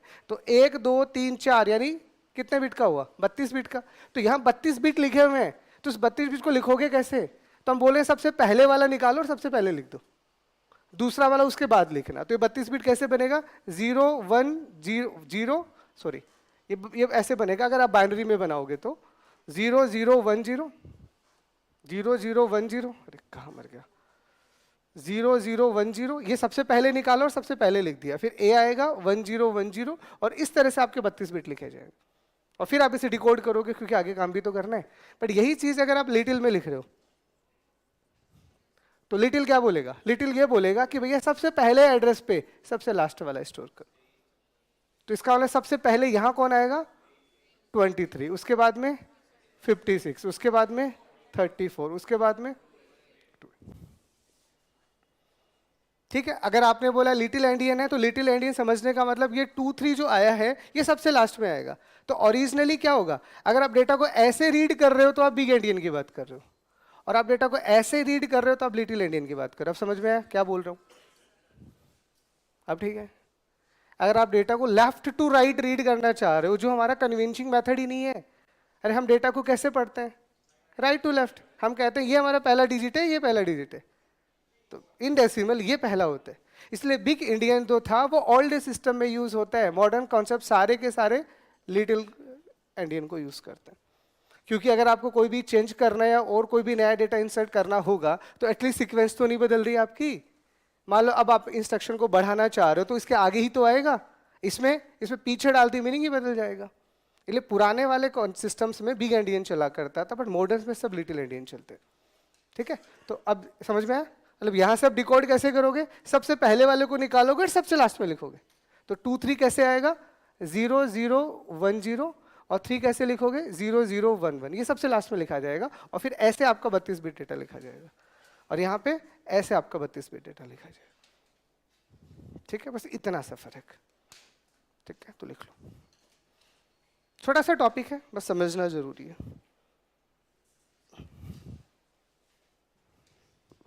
कोड आउट मतलब याद रखने का तरीका समझ में आ गया ना। एमएसबी को पहले रखना है या एलएसबी को पहले रखना है? तो अगर एमएसबी को पहले रखोगे तो बिग एंडियन बनेगा, जो कैसे रीड करेगा, लेफ्ट टू राइट। और एलएसबी को पहले रख रहे हो तो लिटिल बनेगा, कैसे रीड करेगा, राइट टू लेफ्ट। बस इतना सा मैंने।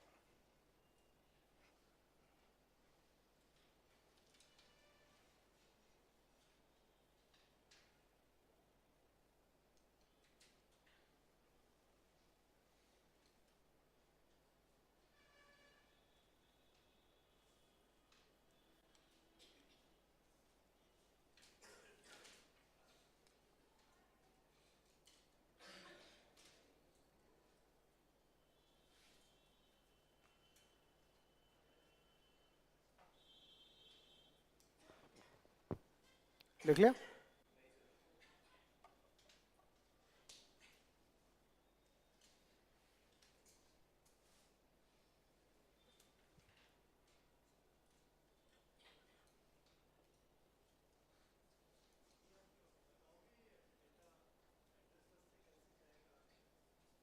देखो एड्रेस बस से तो जाने का तो सिंपल सा मतलब हमने एड्रेस भेजा, सिंपल सा मीनिंग। अब कैसे जाएगा वो तो हार्डवेयर से दिखेगा, यहाँ तो दिखेगा नहीं। ये डायग्राम मैंने आपको इसीलिए पूरा बना के दिखाया है, टेक्निकली मैं यही बता। अब इसके अंदर क्या है वो फिर आपको समझ आएगा जब हम रजिस्टर्स और उनकी बातें करेंगे। हाँ, अभी तो इंस्ट्रक्शंस बाकी है ना। अब पूरा इंस्ट्रक्शन आएगा, उसे अब पूरा डिकोड करेंगे। अब उस डिकोड में सारी चीजें आएंगी, ऑप कोड कौन सा है, एड्रेस कौन सा है, इफेक्टिव एड्रेस क्या है, तो बहुत कुछ पढ़ने वाले।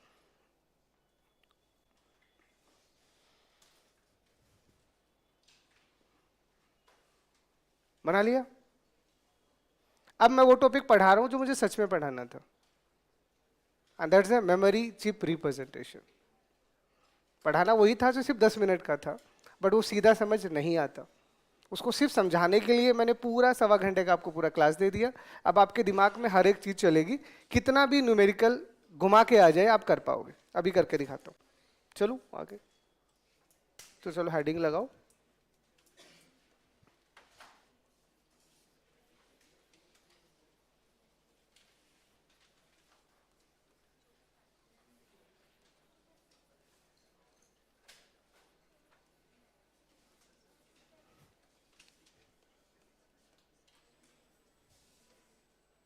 अब आपकी बुकलेट में जो क्वेश्चन हो आपको ढूंढने पड़ेंगे। ये मैं जो पढ़ा रहा हूँ ये किसी एक चैप्टर्स में नहीं मिलेंगे, अलग अलग टॉपिक्स में बिखरे हुए हैं।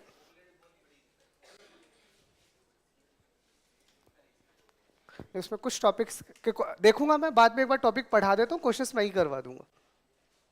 है ना, उसमें क्या है कैसा नहीं अभी मैंने देखा नहीं है। अब देखो, अब मेमोरी चिप का रिप्रेजेंटेशन कैसा होगा। अब जब भी हम किसी भी मेमोरी चिप की बात करते हैं, सुन लो, किसी भी मेमोरी चिप की बात करते हैं तो हम कहते हैं कि जो भी हमारा मेमोरी चिप है उसका टोटल साइज क्या होगा। अब मैं आपको टोटल साइज बता रहा हूँ, ठीक है। तो मेमोरी चिप का अगर आपको टोटल साइज निकालना है तो मैं उसका पूरा आपको फॉर्मूला ही बता देता हूँ। देखो कैसे लिखा जाएगा, उसको लिखने का तरीका होता है total number of cells, cells यानी एड्रेस। अरे कैसे बताओगे, यही तो बताओगे। अब मैं आपको मेमोरी का पूरा कैपेसिटी और साइज निकालना बता रहा हूँ, तो मैं अब आपको ये बता रहा हूँ कि सबसे पहले आपके एड्रेस कितने हैं, पहले बताओगे कितना एड्रेस है, और उसके बाद में साइज क्या है हर एक सेल का। और वो याद रखना, जो भी साइज आता है वो हमेशा ही बिट्स में आता है, इस पे कभी कोई मजाक मत करना, ये फिक्स है। इस सेंटेक्स में कुछ भी इधर उधर आपको नहीं करना, क्वेश्चन सीधे आएंगे। कई बार बाय डिफॉल्ट एजम्पशंस होते हैं तो हम बाय डिफॉल्ट एजम्पशन करके ही चल रहे हैं कि यहाँ पे आप ये बताने वाले हो कि आपके पास टोटल एड्रेस कितने हैं, और एड्रेस कितने हैं, अब हर एक एड्रेस पे डेटा कितना आएगा। तो आपने बोल दिया यहाँ पे जो भी एक सेल का साइज है वो किस में आएगा, वो बिट्स में आएगा, वही तो हमने बोला है कि बिट्स में आने वाला है, ठीक है। अब यहाँ से अगर इसका पूरा फॉर्मूला अगर आप लिखोगे तो देखो होता क्या है, सिंपल सा। अब हम ये कहते हैं कि if we have an address line, an address line and data line have m bits, then तो अब आपके पास में जो टोटल साइज निकल के आएगा वो इसका पूरा का पूरा फॉर्मूला ये होता है 2⁻n इंटू m। ये याद कर लो, ठीक है। अगर आप पूरे मेमोरी चिप का कंप्लीटली साइज निकालना चाह रहे हो, अभी इन पे न्यूमेरिकल्स करेंगे, ठीक है। अगर आपको पता करना कि आपकी मेमोरी चिप का साइज कितना, आप बोलते हो आपके पास 4 GB का रैम है फॉर एग्जांपल, तो उसका मतलब क्या है, उसका मतलब क्या है, तो आपके जो भी टोटल साइज है हम उसे हमेशा दो पार्ट में तोड़ेंगे। सबसे पहले उसका टोटल एड्रेस कितना है और हर एक एड्रेस में डेटा कितना है। अब कितना एड्रेस है ये कौन डिसाइड करेगा, एड्रेस लाइन। ये तो एड्रेस बस ही डिसाइड करेगा ना। सीपीयू ने 3 बिट का एड्रेस जनरेट किया, तो 3 बिट का एड्रेस जनरेट किया तो टोटल एड्रेस तो 8 ही बनेंगे। अब सीपीयू ने 8 बिट का एड्रेस जनरेट किया तो टोटल एड्रेस 256 ही बनेंगे। तो आप अब ये बताओ आपका एड्रेस लाइन कितनी है। तो आपने ऐसा बोल दिया कि चलो हम मान लेते हैं कि हमारे पास में जो एड्रेस लाइन है ना वो n है, ठीक है, और जो डेटा लाइन है वो हमारे पास m है, ठीक है। m ही कह दो, हम इसे ऐसे ही कहते हैं कि डेटा लाइन हमारे पास m है। तो उस केस के अंदर अब आप अगर टोटल साइज निकालोगे अपनी मेमोरी की तो उसको याद रखने का तरीका क्या होता है, 2⁻n इंटू m, जहाँ n आपके पास में एड्रेस लाइन से और m आपके पास में डेटा लाइन से। तो पूरा डेटा बस से आके अब हम आगे कनेक्ट हो गए। कंट्रोल लाइंस का यहाँ पे कोई साइज का कॉन्सेप्ट नहीं होता, वो कंट्रोल सिग्नल्स होते हैं। हम सिर्फ यहाँ पे डेटा लाइंस की बात करते हैं और एड्रेस लाइंस की बात करते हैं। अब इसको लिखो, अब इसको और समझेगा। इसमें तो कोई हिंदी इंग्लिश है नहीं, फॉर्मूला है, लिख लो।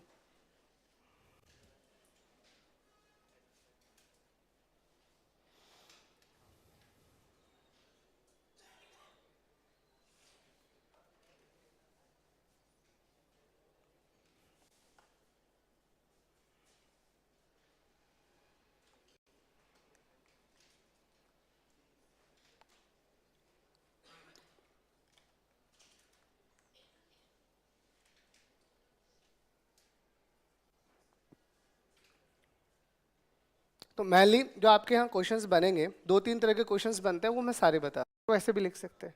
तो अब आपको खुद ही समझ में आना चाहिए कि अगर यहाँ बाइट्स लिखा है तो इसका मतलब 100% ये तो 2⁻12 बन जाएगा, और बाइट लिखा है तो एक बाइट में तो 8 ही बिट होते हैं ना, क्योंकि डेटा लाइन को हमेशा बिट में लिखते हैं, याद रखना।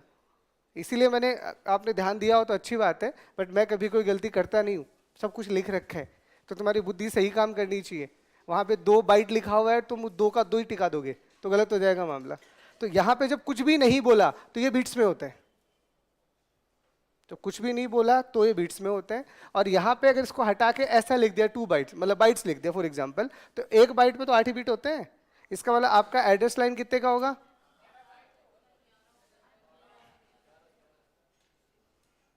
चलो 11 कर देते, बिल्कुल 11, ये 10 और एक 11। तो एड्रेस लाइन आपका 11 का चला जाएगा और डेटा लाइन आपका 8 का चला जाएगा। या फिर इसी में यही क्वेश्चन वो ऐसा लिख देता, मान लीजिए फॉर एग्जांपल 16K और यहाँ पे आपको लिख देता हूँ मान लीजिए 32 बिट। ठीक है, तरीके हैं लिखने के, मैं तो सारे तरीके ये तो ये मिलेगा तो ये तो कोई भी कर लेगा। ये तो मैंने तरीका देखो इधर, ये तो मैंने आपको फॉर्मूला ये सब बना के दे दिया। ये तो बाय डिफॉल्ट हमारा रिप्रेजेंटेशन होता है। ये नंबर हमेशा 2 की पावर में जाएगा और ये इंटू एम में जाएगा। ठीक है, तो अगर यही दिया गया है तो फिर तो मजे हमारे, फिर तो ये इंटू साफ साफ ही दे दिया, पर इसको आपको 2 की पावर में बनाना था तो हमने बना लिया। अब ऐसे दिया गया है तो भी हमारे लिए तो मतलब एक ही है ना, तो ये 2 का पावर 14 आ जाएगा और ये 32 का 32 ही है, क्योंकि हमें तो बिट ही चाहिए और आपने बिट ही लिख दिया, अच्छी बात है। बाइट लिखते तो इंटू 8 कर देते, अरे बाइट लिखते तो इंटू 8 कर देते, लिखा ही बिट है तो प्रॉब्लम ही नहीं है ना। तो एड्रेस लाइन कितने का चला गया, तो एड्रेस लाइन आपका 14 का चला गया और डेटा लाइन आपका 32 बिट का चला।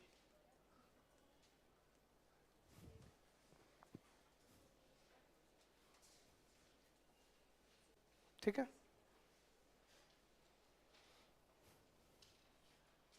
तो आपका पहला क्वेश्चन तो यही बनता है कि आपको मेमोरी चिप दे दी जाएगी और उस मेमोरी चिप को देख के आपको बताना है उसमें डेटा बस और एड्रेस बस कितने बिट के, तो बना लोगे तो, या कितने एड्रेस पॉसिबल है। अब यही अगर आपको उल्टा दे दूं मैं, एक बार लिखो इसको,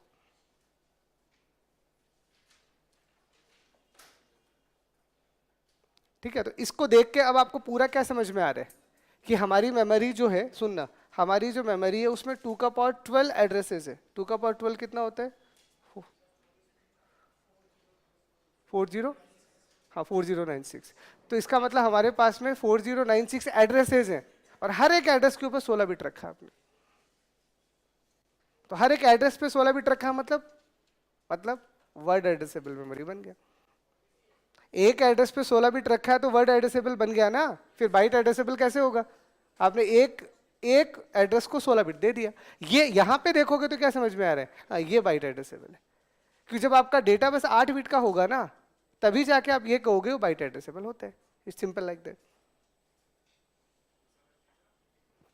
ठीक है, और तीसरा तो सीधा सीधा बोल रहा है ना, वो तो देख लो यहाँ पे इतने आपके पास में टोटल एड्रेसेस और इतने बिट का आपका डेटा ट्रांसफर, ये सारे वर्ड ही हैं। 8 कहाँ से आया, एक बाइट में कितने बिट होते हैं, हाँ तो वही यहीं से 8 आ गया। अब एक बाइट में तो 8 ही बिट होंगे ना। अब इसी का उल्टा अगर आपसे पूछ लिया जाए, अरे लाइक इफ वी हैव, मान लीजिए आपके पास दिया गया है if we have 10 bit address line, अभी 10 बिट क्या, सीधा बढ़ा के 32 बिट कर दो।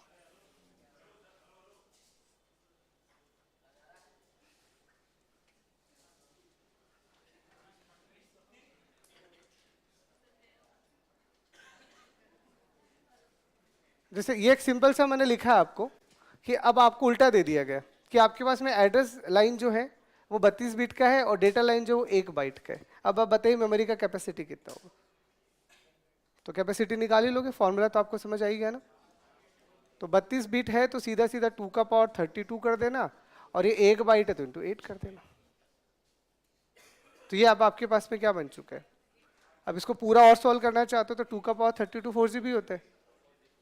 अरे अगर आप इसे पूरा लिखना चाह रहे हो तो 2 का पावर 32 4GB होता है और ये इंटू 8 आपके पास आ गया। तो अब आप कह रहे हो आपके पास में 32 GB का मैन मेमोरी है।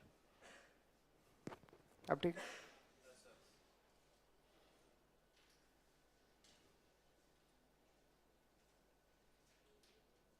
ठीक।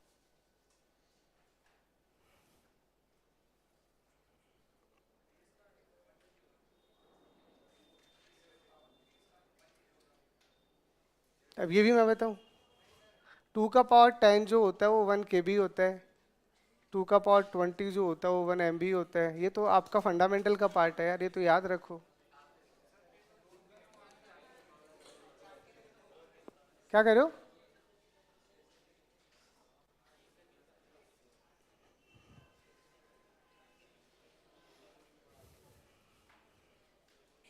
मैं कभी कभार ही तो आप लोगों को इंटेलिजेंट समझता हूँ और थोड़ा एजम्पशन करके लिख देता हूँ कि ये तो आता ही होगा, वहीं पे गड़बड़ कर देते हो।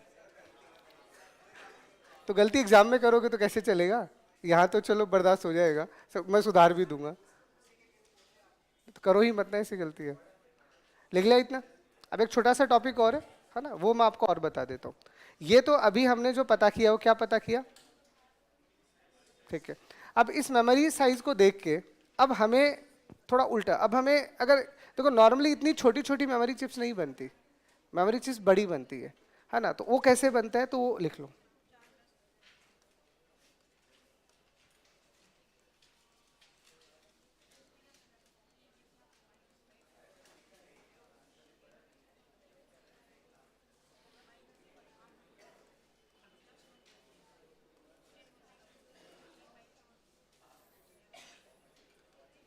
देखो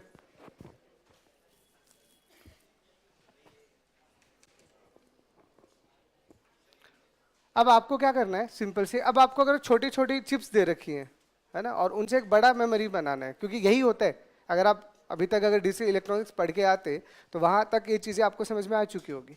जैसे मुझे MUX बनाना, मल्टीप्लेक्सर बनाना है, तो 16:1 बनाना है, तो इतना बड़ा बनाने में कोस्ट ज़्यादा है, तो 4:1 की 4 ले लो, आपका काम हो जाता है। बट वो कैसे कनेक्ट करते हैं वो चीज़ आप पढ़ के आते तो अच्छा होता है। वो नहीं पढ़ा है तो मैं भी सर्किट पे तो जाऊँगा नहीं, ठीक है, लेकिन एक आइडिया आपको दे देता हूँ, थोड़ा सा तो आइडिया, ताकि लगे कुछ तो आपको समझ आ रहा है। तो नॉर्मली जब आप छोटी चिप से बड़ी चिप बनाते हो, छोटी चिप से बड़ी चिप बनाते हो, तो इसके लिए आपके पास में 3 तरीके होते हैं। तीनों बता देता हूं, ठीक है। पहला, आपके पास में क्या होगा, आपकी एड्रेस लाइन सेम रहेगी, या फिर आप ऐसे ना कह के आप कह दो सिंपल सा, इंक्रीज एड्रेस लाइंस, ठीक है। दूसरा, इंक्रीज डेटा लाइंस, और तीसरा, बोथ।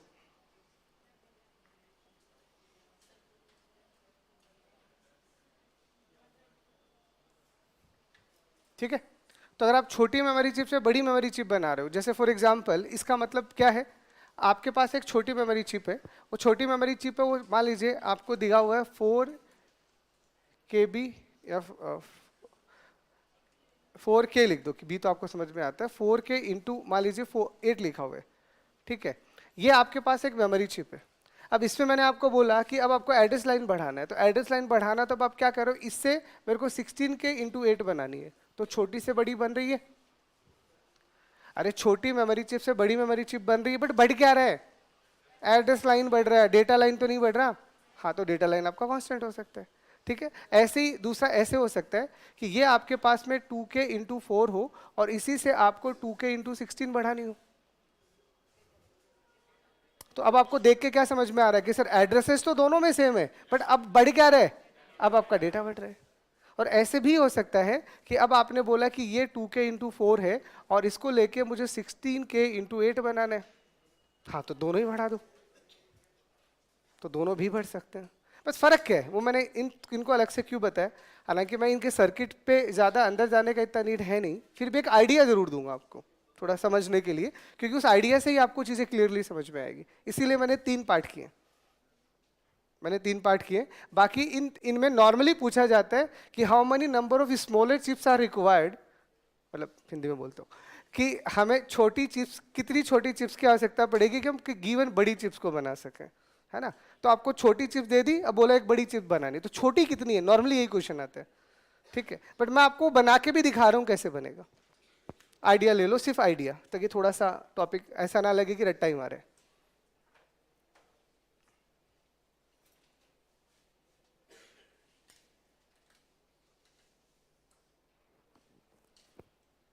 चले समझे थोड़ा?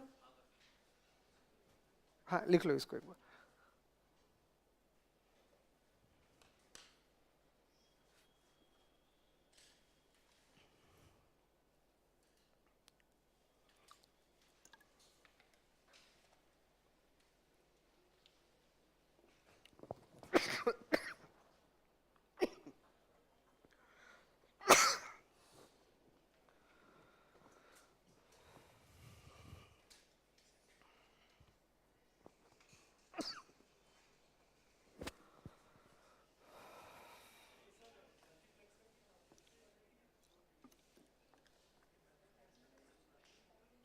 नहीं, ये डिकोडर्स लगेंगे यहाँ पे। हाँ। यहाँ पे क्या होता है देखो सुनो, अब मैंने आपको अलग अलग क्यों पढ़ाया, ताकि मैं आपको एक थोड़ा ओवरव्यू दे सकूं, सिर्फ ओवरव्यू, है ना। अब ओवर ओवरव्यू क्या है समझो, वन बाय वन आपको तीनों केसेस को लिटिल बिट समझाता हूँ। अब मैं ऐसा कह रहा हूँ कि मैंने इंक्रीज कर दिया एड्रेस लाइन,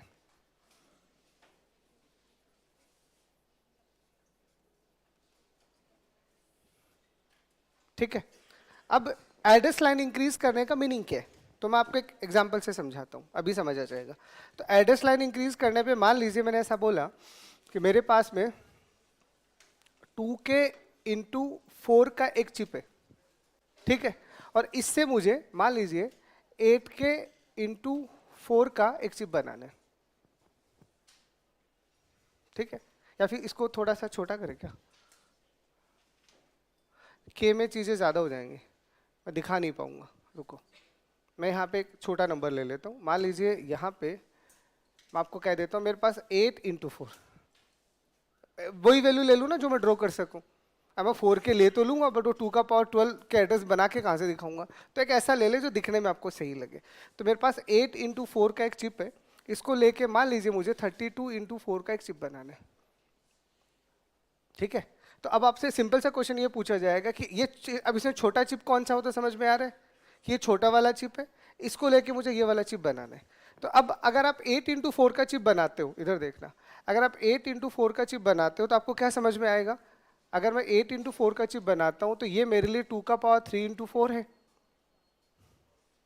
अरे वो तो समझ में आने लग गया ना आपको। अब 2 का पावर 3 इंटू 4 है, इसका मतलब समझ में ये आया कि यहाँ पे मेरे पास में सिंपल सा क्या होगा कि डेटा लाइंस मेरे पास 4 होंगे। अरे 4 डेटा लाइंस होंगे, एक बार समझाने के लिए कह देता हूँ कि ये मेरे पास में डेटा लाइन होंगी 4, सिर्फ आपको समझाने के लिए कुछ तो लिखना पड़ेगा, ठीक है। ये मेरे पास में 4 डेटा लाइंस आ गए, ठीक है। अब मेरे पास में एड्रेस कितने हैं, 8 आ रहे हैं, 8 एड्रेस आ रहे हैं, बट इससे मुझे बनाना इसको है, तो इसको बनाना है तो ये तो ऐसा होगा ना 2 का पावर 5 इंटू 4। तो आपको जो बड़ी वाली चिप बनानी है उसमें कितनी एड्रेस लाइन होंगी, 5। इसका मतलब हमें यह समझ में आया कि सीपीयू अगर कोई भी एड्रेस की मेमोरी की रिक्वेस्ट भेजेगा, सुनना, सीपीयू अब अगर कोई भी मेमोरी का रिक्वेस्ट भेजेगा तो यहाँ पे अगर उसने राइट किया, यहाँ पे उसने अगर रीड किया, तो अब यहाँ पे जो भी आपका एड्रेस आएगा वो कितनी बिट का आएगा, 5 बिट का। अरे जो चिप आपको चाहिए, बात तो उसी की हो रही है ना। अगर आपको 32 इंटू 4 बनाना है, इट मीन्स सीपीयू जो एड्रेस जनरेट करेगा वो तो 5 बिट का ही करेगा ना। तो यहाँ पे अब आपके पास मान लीजिए कि ये 5 बिट का सीपीयू ने कोई एड्रेस जनरेट कर दिया, ठीक है, ये 5 बिट का सीपीयू ने कोई एड्रेस जनरेट कर दिया। अब हमारे साथ दिक्कत क्या आएगी, दिक्कत ये आएगी कि अगर हम इसको अगर बनाने बैठेंगे तो ये 8 बिट का है, तो इसमें तो सिर्फ 0 से लेके और 7 तक ही एड्रेस आएंगे, 0 से लेके 7 तक ही एड्रेस आएंगे। बट हमें जो एड्रेस चाहिए वो कितने चाहिए, हमें तो 32 चाहिए। तो 32 चाहिए, तो इसका मतलब अब हमें ये समझ में आया, इधर देखना, इसका मतलब अगर मैं यही बोलूं, जगह थोड़ी कम है तो मैं काम चला लेता हूं।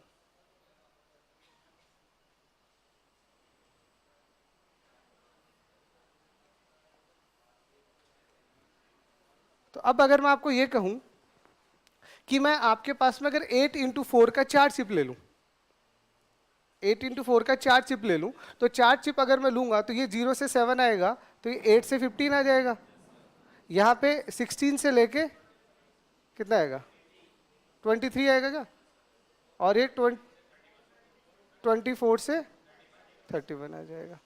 तो अब दिक्कत क्या है, सुनना, दिक्कत हमारे पास इसको दिखने में ऐसा है, बट ये ऐसा है थोड़ी। हम तो अगर हर एक चिप को यहाँ लगाएंगे तो हर एक चिप में आएगा तो 0 से 7 ही ना,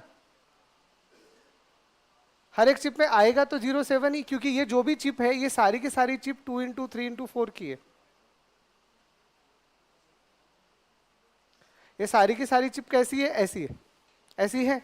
तो अब हमें क्या करना पड़ेगा, अब हमें ये डिसाइड करना पड़ेगा कि इनमें से कौन से वाली चिप पे आपका डेटा है, क्योंकि एट द एंड जो हमारा चिप होगा वो तो ये पूरा ऐसे होगा ना, बड़ा वाला चिप तो ये है, जो अंदर की साइड में छोटी छोटी चिप से लेके बना हुआ है। तो अब हम बोलेंगे कि यहाँ पे एक डिकोडर लगा दो, लगा दिया। अब जब ये डिकोडर लगाओगे तो डिकोडर करेगा क्या, अब आपका जो एड्रेस सीपीयू ने जनरेट किया है वो कितने बिट का है, 5 बिट का। तो 5 बिट में से 3 बिट तो इसके लिए सफिशिएंट है ना। अगर आप यहां से सीपीयू 3 बिट का यहां कोई एड्रेस दे रहे हैं, समझना, तो ये 3 बिट तो 0 to 7 और 0 to 7 को वेरी करने के लिए बहुत है, बट ये जो 2 बिट आएंगे ये डिकोडर को दे दो, क्योंकि ये जो 2 बिट आएंगे या तो 0 0 आएंगे या 0 1 आएंगे या 1 0 आएगा या 1 1 आएगा, just like your IP address class ए। ऐसी तो होता है पहला बिट अगर 0 फिक्स कर देते हो तो वो क्लास ए बन जाता है, पहला और दूसरा 1 0 फिक्स कर देते हो, नहीं पढ़ा क्या नेटवर्किंग, तो पहला बिट अगर 0 होता है तो क्लास ए होता है, स्टार्टिंग के 2 बिट अगर 1 0 होते हैं तो वो क्लास बी होता है, फिर स्टार्टिंग के 3 बिट अगर 1 1 0 होता है तो क्लास सी होता है। सेम कॉन्सेप्ट यूज्ड है, वो कोई नेटवर्किंग का कॉन्सेप्ट थोड़ी है, वो तो हर जगह यूज होता है। तो हमने बोल दिया कि यहाँ पे सुनना, आपने सबसे पहले 0 0 फिक्स कर दिया और आपने यहाँ पे 3 बिट में ये लिखा, और ये अगर 0 0 तो लास्ट में तो यही आएगा, तो एड्रेस कहाँ से कहाँ जनरेट हुआ, 0 से 7 हुआ, 0 से 7। अगली बार आप 0 1 करोगे तो ये 0 0 0 से स्टार्ट होगा और 0 1 के बाद 1 1 1 तक जाएगा, ऐसा ही बनेगा। 0 1 किया और ये तीनों 1 आएगा, तो अगला एड्रेस अगर ये 0 to 7 रहा होगा तो ये 8 से 15 नहीं है, जब समझ रहे हैं। तो यहाँ पे ये स्टार्टिंग के 2 बिट जो है ये है आपके, किसको दे दो, डिकोडर को दे दो। तो डिकोडर के पास आए और हमने बोल दिया कौन सा डिकोडर चाहिए, तो हमने बोल दिया यहाँ से 2 to 4 डिकोडर लगा दो। 2 to 4 क्यों, क्योंकि यहां से अब हमारे पास में 4 मेमोरी चिप है ना, अब इस 4 मेमोरी चिप में से एट ए टाइम कौन सा वाला मेमोरी चिप एक्टिव होगा वो तो डिकोडर ही बताएगा। तो डिकोडर ने अब यहां से कनेक्ट किया और यहां से हमें 4 कनेक्शंस बना बना के दे दिए, ठीक है। ये 0 0, ये 0 1, ये 1 0 और 1 1, और यहां जो वैसे ही रहने दो। तो स्टार्टिंग के 0 0 हम यहां से लेके आ रहे हैं, 0 से 7 यहां मिल रहा है, फिर हम 0 1 लेके आ रहे हैं, फिर यहां मिल रहा है, फिर 1 0 लेके आ रहे हैं, फिर यहां मिल रहा है, तो मिल गए सारे। तो एट द एंड ये 0 से 7 ही है, बट ये स्टार्टिंग में 0 0 लगा के 3 बिट लिखो, फिर 0 1 लगा के 3 बिट लिखो, फिर 1 0 लगा के 3 बिट लिखो, फिर 1 1 लगा के 3 बिट लिखो। तो अब आपका 5 बिट का पूरा एड्रेस यहां से लेके और यहां तक आपको पूरा मिल जाएगा। तो ये डिकोडर डिसाइड कर रहा है और ये आपकी चिप डिसाइड कर रही है। तो बन गई छोटी चिप से बड़ी चिप। तो कितनी चिप लगी, 3 चिप, अरे छोटी वाली तो 4 चिप, सॉरी। तो 4 चिप लगी है, तो 2 तरह के क्वेश्चंस यहां पूछे जाते हैं। पहला, चिप कितना लगेगा और डिकोडर का साइज क्या होगा। तो डिकोडर का साइज 2 into 4 है, दिखाना 2 to 4, ये डिकोडर ही तो है। तो इसमें 2 ही तरह के क्वेश्चन बनते हैं। मैं भी आपको फॉर्मूला लिख दूंगा, टेंशन ना लो, एक लास्ट में एक फॉर्मूला बना के दे दूंगा, रट्टा मार लेना, सारे क्वेश्चन निकल के हो जाएंगे। हाँ, सबका फॉर्मूला होता है, लिखवाऊंगा।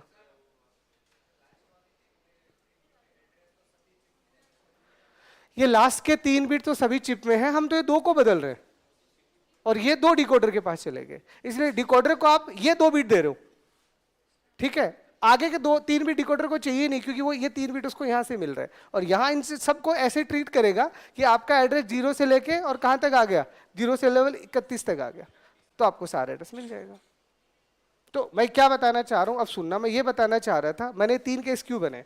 मैंने 3 केस इसलिए बनाए क्योंकि अगर आप एड्रेस लाइन को इंक्रीज करते हो, सुनो, अगर आप इंक्रीज करोगे एड्रेस लाइन को तो किसकी नीड पड़ेगी, डिकोडर की नीड पड़ेगी, इसीलिए ये मैंने अलग से लिखवाया। दूसरे वाले केस में डिकोडर नहीं चाहिए, तो एक किस तरह का कॉम्बिनेशन बना, सीरियल और पैरेलल, तो दिस इज सीरियल कॉम्बिनेशन। अरे यहाँ पे अगर आप देखोगे तो ये यहाँ से अब आपके पास में चीजें कैसे बन रही है, जैसे सीरियल सॉरी पैरेलल, तो यहाँ पे जो आपका डेटा बना है वो 1 by 1 पैरेलल बन गया ना, पहले यहाँ फिर यहाँ फिर यहाँ फिर यहाँ, तो यहाँ पे आपके जो भी क्या होंगे मेमोरी चिप्स होंगे वो पैरेलल कनेक्ट होंगे। तो ये एक पूरा ब्लॉक डायग्राम कैसे बना, अरे पूरा ब्लॉक डायग्राम समझ में आया, इधर देखो। तो ब्लॉक डायग्राम ऐसे बनेगा कि ये बड़ी वाली मेमोरी चिप रहेंगी, यहाँ अंदर छोटी छोटी मेमोरी चिप्स आएंगी, इनको कंट्रोल करने के लिए एक डिकोडर लगेगा और दैट्स योर काम, और यहाँ से सीपीयू को जो रिक्वेस्ट भेजनी है वो भेजता रहेगा। तो इस तरह से कि ब्लॉक डायग्राम बन गया। अब आपको जो बनाना है बना लो। अब आप कहते हो कि नहीं हमें 8 into 4 से 1024 into 4 बनाना है, हाथ बना लो। क्या कह रहे हो, अरे इस चिप की काउंटिंग करने के, इस चिप को काउंट करने के लिए तो हमें तरीका लगा रहे हैं। अभी कितने आए ये तो अभी तो मैंने आपको बना के बता दिया ना। ये जो 4 निकली कैसे निकली, फॉर्मूला होता है, अभी निकालेंगे इसका, वो तो मैं लिखवा दूंगा अभी आपको।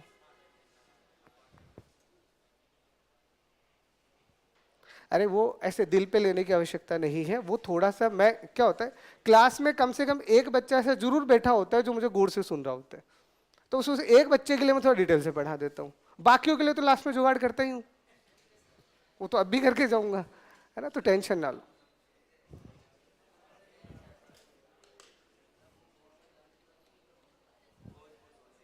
इसमें क्या घोच पोच हो गया? तो क्या समझ नहीं है?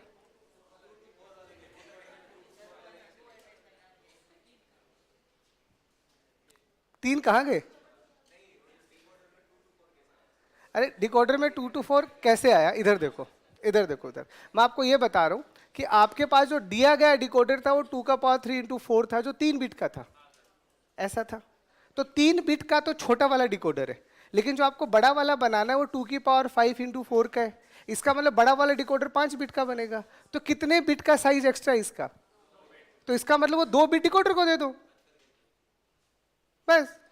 अब 2 बिट जब डिकोडर को दोगे तो डिकोडर कैसा होता है? डिकोडर हमेशा एन से 2 की पावर n होता है, ये डिकोडर की खास बात होती है। अगर आप डिकोडर को 2 बिट दोगे तो बदले में क्या देगा? 4 बिट। 3 बिट दोगे तो 8 बिट, 10 बिट दोगे तो 1024। अब दे दो जितना देना है। अब ठीक है।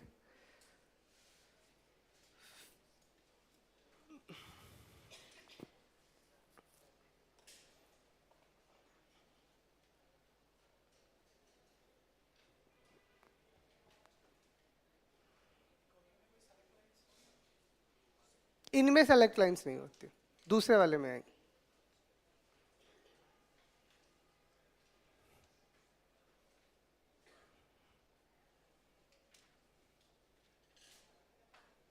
अब रीड और राइट सबसे कनेक्ट होता है, वो मैंने किया नहीं है, पर रीड करना तो आप किसी को भी रीड कर सकते हो, राइट करना तो आप किसी को भी राइट कर सकते हो। तो रीड राइट चारों चिपों से कनेक्ट होते हैं। रीड राइट का तो डिकोडर से लेना देना ही नहीं है, वो तो एड्रेस के लिए डिकोडर आपके पास आ गया।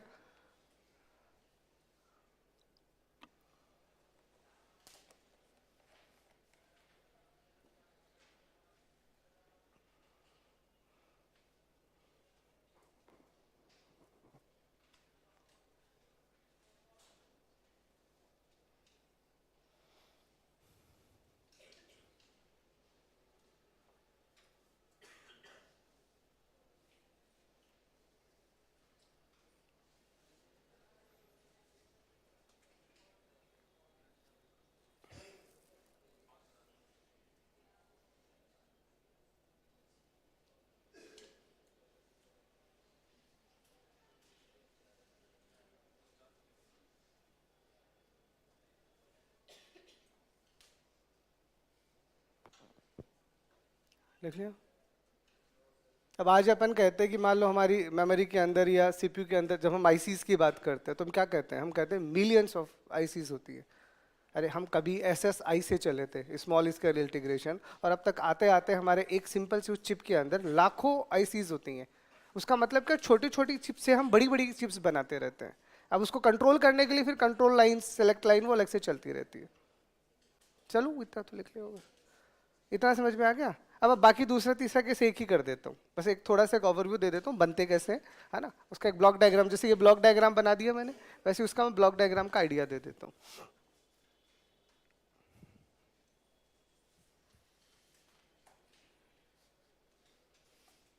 देख लिया होगा। तो अब दूसरा वाला केस सिंपल सा क्या है, अब आप क्या इंक्रीज कर रहे हो? वर्ड साइज इंक्रीज कर रहे हो, या इंक्रीज वर्ड साइज बोल दो या डेटा लाइंस बोल दो, ठीक है। तो आप इसे डेटा लाइन बोल सकते हो या वर्ड साइज बोल सकते हो। तो जब आप डेटा लाइंस को इंक्रीज करते हो तो देखो होगा क्या, जैसे इधर देखना, आपने बोला कि आपके पास में एक चिप है जो ऐसा है 8 into 4, ठीक है। अब इस चिप से आपको एक चिप बनानी है, और वो चिप बनानी है मान लीजिए 8 into 32। तो देख के अब आपको साफ समझ में आ गया कि मैंने एड्रेस तो बदले ही नहीं, तो इसका मतलब ये 4 बिट का पहले डेटा लाइन था, अब वो 32 बिट का हो गया। तो क्या बदला? आपका डेटा लाइन बदला। तो अब जब आप ऐसे करोगे तो क्या होगा? तो सिंपल सा वही कैलकुलेशन है कि ये आपने एक चिप बनाई, समझना, आपने एक चिप बनाई, अब इसमें जितने एड्रेस है उतने ही एड्रेस इसमें है, तो सीपीयू जो एड्रेस जनरेट करेगा वो तो 3 बिट का ही करेगा ना। तो आपको चिप को सेलेक्ट करने के लिए डिकोडर नहीं चाहिए, डिकोडर का काम सिर्फ एड्रेस जनरेट करना है, ये वो अलग चीज है। बट यहाँ पे अब सीपीयू आपको रिक्वेस्ट करेगा, मान लीजिए सीपीयू ने रिक्वेस्ट किया 3 बिट का ही अभी एड्रेस होगा, ये 3 बिट, जैसे मान लो मैं 3 बिट ये कहता हूँ, तो ये 3 ही बिट का एड्रेस होगा, ये सीधा चला जाएगा, जिसको क्या मिलेगा 0 से 7 मिलेगा। ठीक है, अब इसी में अब मुझे तो 32 बिट का चाहिए, तो 32 का चाहिए, इसका मतलब अब आपको यहाँ पे कितने लेने पड़ेंगे, पहले से 32 तो ज्यादा हो गए क्या, 32 तो ज्यादा हो जाएंगे, बनाने बनाने में मौत आएगी, तो मैं कम कर देता हूँ, मैं 16 कर देता हूँ। ठीक है, तो 16 करने का मतलब अब यहां से अब आप क्या कहोगे, अब 4 का ये आ गया, दूसरा, तीसरा आपके पास ये आ गया, और चौथा आपके पास ये आ गया। तो अब यहां से इधर देखना, 4 इधर से निकले, 4 इधर से निकले, 4 इधर से निकले, और 4 इधर से निकले, इन सबको मिला के आपको 16 बिट मिल जाएंगे। ठीक है, अब इसमें से कौन सा वाला सेलेक्ट करना है, तो अब यहाँ अलग से एक सेलेक्ट लाइन आती है जो आपको ये बताएगी कि किसको सेलेक्ट करना है, वो अब यहाँ ऐसे कनेक्ट हो जाएगी। ठीक है, तो इसका मतलब जब आप डेटा लाइंस को इंक्रीज करते हो, तो जो आपकी चिप्स है वो कैसे कनेक्ट हो रही है, अब सीरियल में आ गया, तो यानी यहाँ पे अब जो आपकी चिप्स कनेक्ट होंगी वो सीरियल वे में कनेक्ट होंगी। ठीक है, तो बस ये याद रखने का तरीका है कि अगर आप सिर्फ क्या बढ़ा रहे हो, एड्रेस लाइन बढ़ा रहे हो, तो आपका रो बढ़ता है, आपका रो बढ़ता है, और अगर आप वर्ड साइज बढ़ा रहे हो यानी डेटा लाइन बढ़ा रहे हो, तो आपका कॉलम बढ़ता है। अब मैं दोनों को बढ़ाऊंगा तो रो कॉलम दोनों बढ़ेंगे। तो अब आपकी जो चिप्स बनती है वो एग्जैक्टली एरे शेप में होती है, मैट्रिक्स शेप में होती है, कुछ रो होंगी कुछ कॉलम होंगी, क्योंकि आप दोनों को बदलोगे।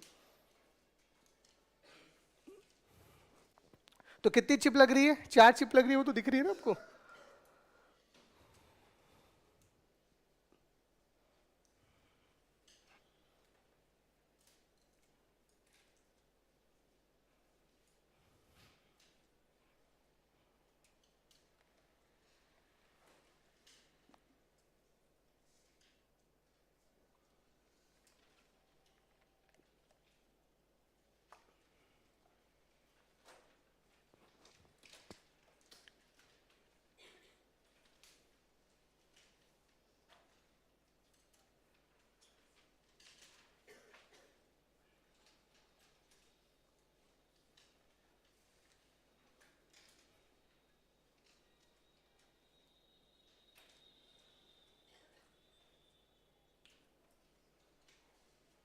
इसीलिए क्या होता है, नॉर्मली जब आप एकेडमिक्स पे पढ़ते हो ना, तो इन सबको पढ़ाने से पहले डिजिटल इलेक्ट्रॉनिक्स पढ़ाए जाते हैं, पहले सर्किट समझाए जाते हैं, फिर हम ये जो स्ट्रक्चर बना रहे हैं, these are the structure of RAM and ROM, यानी मैन मेमोरी का पार्ट है आइदर रैम और रॉम, वो ऐसे ही बनते हैं। फिर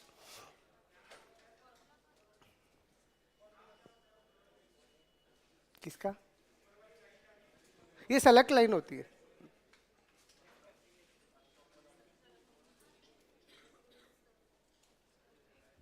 ये सेलेक्ट लाइन 1 होगी, तो ये सब में एक साथ 1 होगी, तो सारे एक साथ एक्टिव होंगे, ये 4 4 4 बिट लिख लें और लगातार 32 बिट निकल के और आगे ट्रांसफर हो जाएगा। 1 होंगे तो सारे 1 एक साथ होंगे, याद रखना।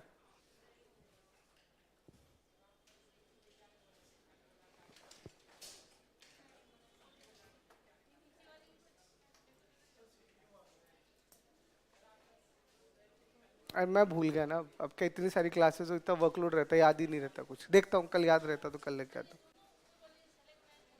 अरे ये सेलेक्ट लाइन है, ये डेटा लाइन है, कहाँ है बुद्धि आपकी। ठीक है, और ये एड्रेस लाइन है, गोल हो गए, मतलब इतनी तो क्लास ही नहीं ली। एक लास्ट फॉर्मूला और देख लो, फिर इसमें सब एक साथ आ जाएगा। ये टॉपिक में पेंडिंग नहीं रखता, कल नया स्टार्ट करेंगे कुछ, क्या एक ही चीज को रोज रोज पढ़ना, मैं छोड़ दूंगा फिर। ठीक है, टॉपिक खत्म, तो या तो टॉपिक खत्म है, और या 5 मिनट और पढ़ लो, मेरा टॉपिक वैसे ही खत्म हो जाएगा, और कुछ नहीं फर्क पड़ेगा 5 मिनट में। तो जब 7 बजे स्टार्ट किया है तो 5 मिनट में और क्या हो जाएगा, मैं तो ये कह रहा हूँ। चलो चलो पढ़ो पढ़ो, नहीं नहीं, बस 5 मिनट भी नहीं लूंगा, देख लो।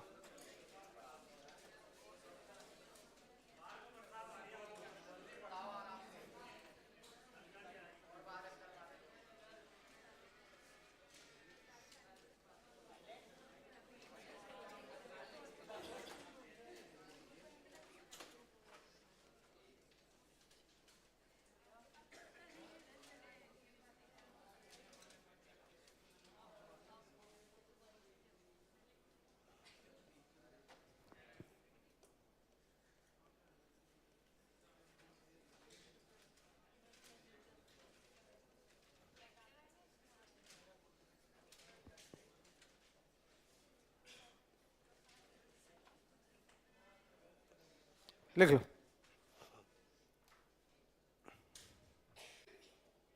तो अब आपको अगर छोटी चिप से बड़ी चिप बनानी है, तो मैं ऐसा मान रहा हूं कि छोटे चिप का साइज m इंटू एन है, और इसमें छोटे हैं तो मैंने छोटे वर्ड यूज किया m और n, ये बड़ा है तो मैंने बड़ा यूज किया।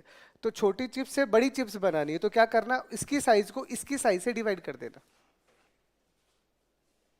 ठीक है, इसकी साइज को इसकी साइज से डिवाइड कर देना, और फिर जो भी यहां से आंसर आएगा वो आपके पास आएगा नंबर ऑफ चिप्स का ऑप्शन, कि इतनी चिप्स आपको चाहिए। अब जो चिप्स आपको चाहिए, अब इसमें भी देखो एक खास बात और मैं बता देता हूं, इसी फॉर्मूले को थोड़ा और अगर आप अच्छे से याद रखना चाहो तो आप इसे ऐसे याद रख लो, ये ज्यादा अच्छे। इधर देखो, इसको आप ऐसे याद रख लो, इससे आपको ये पता चलेगा कितनी नंबर ऑफ रोज आएंगी। ठीक है, और इससे आपको ये पता चलेगा कितने नंबर ऑफ चिप्स लगेगी इन ईच रो। अभी मैं बता देता हूं ये क्या है। देखो, मैं यहां से अगर कोई क्वेश्चन आता है तो मैं नहीं चाहता कैसा भी क्वेश्चन आए आप कर पाओ, इसीलिए इतना कुछ पढ़ा रहा हूं, नहीं तो एक ये फॉर्मूला सब पढ़ाते हैं, मैं भी और ये भी पूरा पढ़ा रहा हूं। तो अब यहां से कोई भी क्वेश्चन बनेगा बना पाओगे।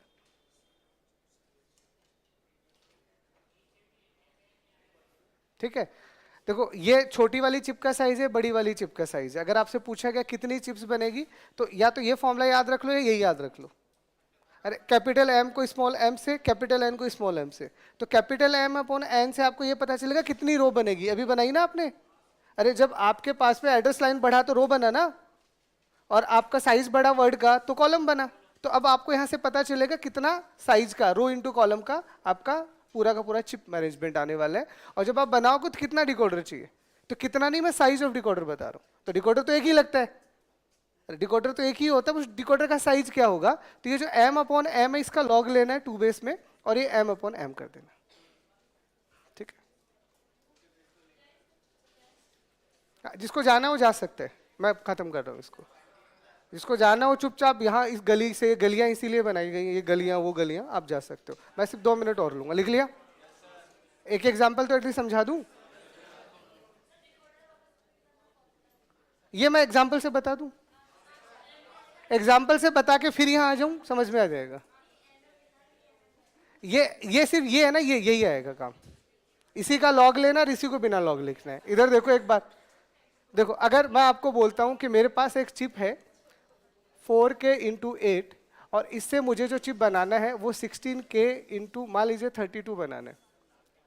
ठीक है, तो मुझे इस छोटी वाली चिप से ये बड़ी वाली चिप बनाना है, तो आपसे 2 क्वेश्चन पूछे गए हैं। सबसे पहला क्वेश्चन, आपको नंबर ऑफ चिप्स कितना चाहिए। तो नंबर ऑफ चिप्स कितना चाहिए, तो मैंने आपको बोल दिया कि बड़ी वाली चिप्स का जो ये है इसको छोटे वाली से डिवाइड कर दो, और ये है इसको छोटे वाले से डिवाइड कर दो। तो ये कैपिटल M है, ये स्मॉल m है, ये स्मॉल कैपिटल N है, ये स्मॉल n है। कर दिया? तो K से तो K चला गया, इसको इससे करोगे 4, इसको इससे करोगे 4, तो टोटल कितना चिप चाहिए? 16 ही तो आएगा। तो ये और क्या बोला, 5 क्या, तो 4 इंटू 4 टोटल चिप आपको 16 चाहिए, पहली चीज। अब वो चिप्स को जब आप अरेंज करोगे, तो अरेंज कैसे करोगे, अरेंज इस तरह से करोगे, तो ये चिप्स ऐसे दिखेंगे 1 2 3 4, तो 4 आपको रो दिखेंगी, और हर एक रो के अंदर 4-4 चिप्स होंगी। तो जो पूरा आपका ब्लॉक डायग्राम होगा वो ऐसे होगा। समझ में आ गया पूरा? अब यहां पे लगेगा एक डिकोडर, क्योंकि अब जब रोज बन गई है तो डिकोडर तो आएगा ना। अब इस डिकोडर का साइज क्या है, तो ये जो वैल्यू है, ये जो वैल्यू दिख रही है आपको, तो इस वाली वैल्यू को जब आपने लिया, कितना है 4, तो जब आपके पास में यहाँ 4 आया तो ये 4 तो एज इट इज लिख दो, और इस 4 को 2 की पावर में लिख दो, लिख सकते हो क्योंकि हमेशा आएगा, और यहाँ आगे लॉग 2 लगा दो। तो लॉग आता है, नहीं आता, नहीं भी आता तो कोई पंगा नहीं है, जो 2 की पावर में लिखा हुआ है उसको बाहर निकाल के लिख देना। ये लो, तो इसका मतलब यहां से डिकोडर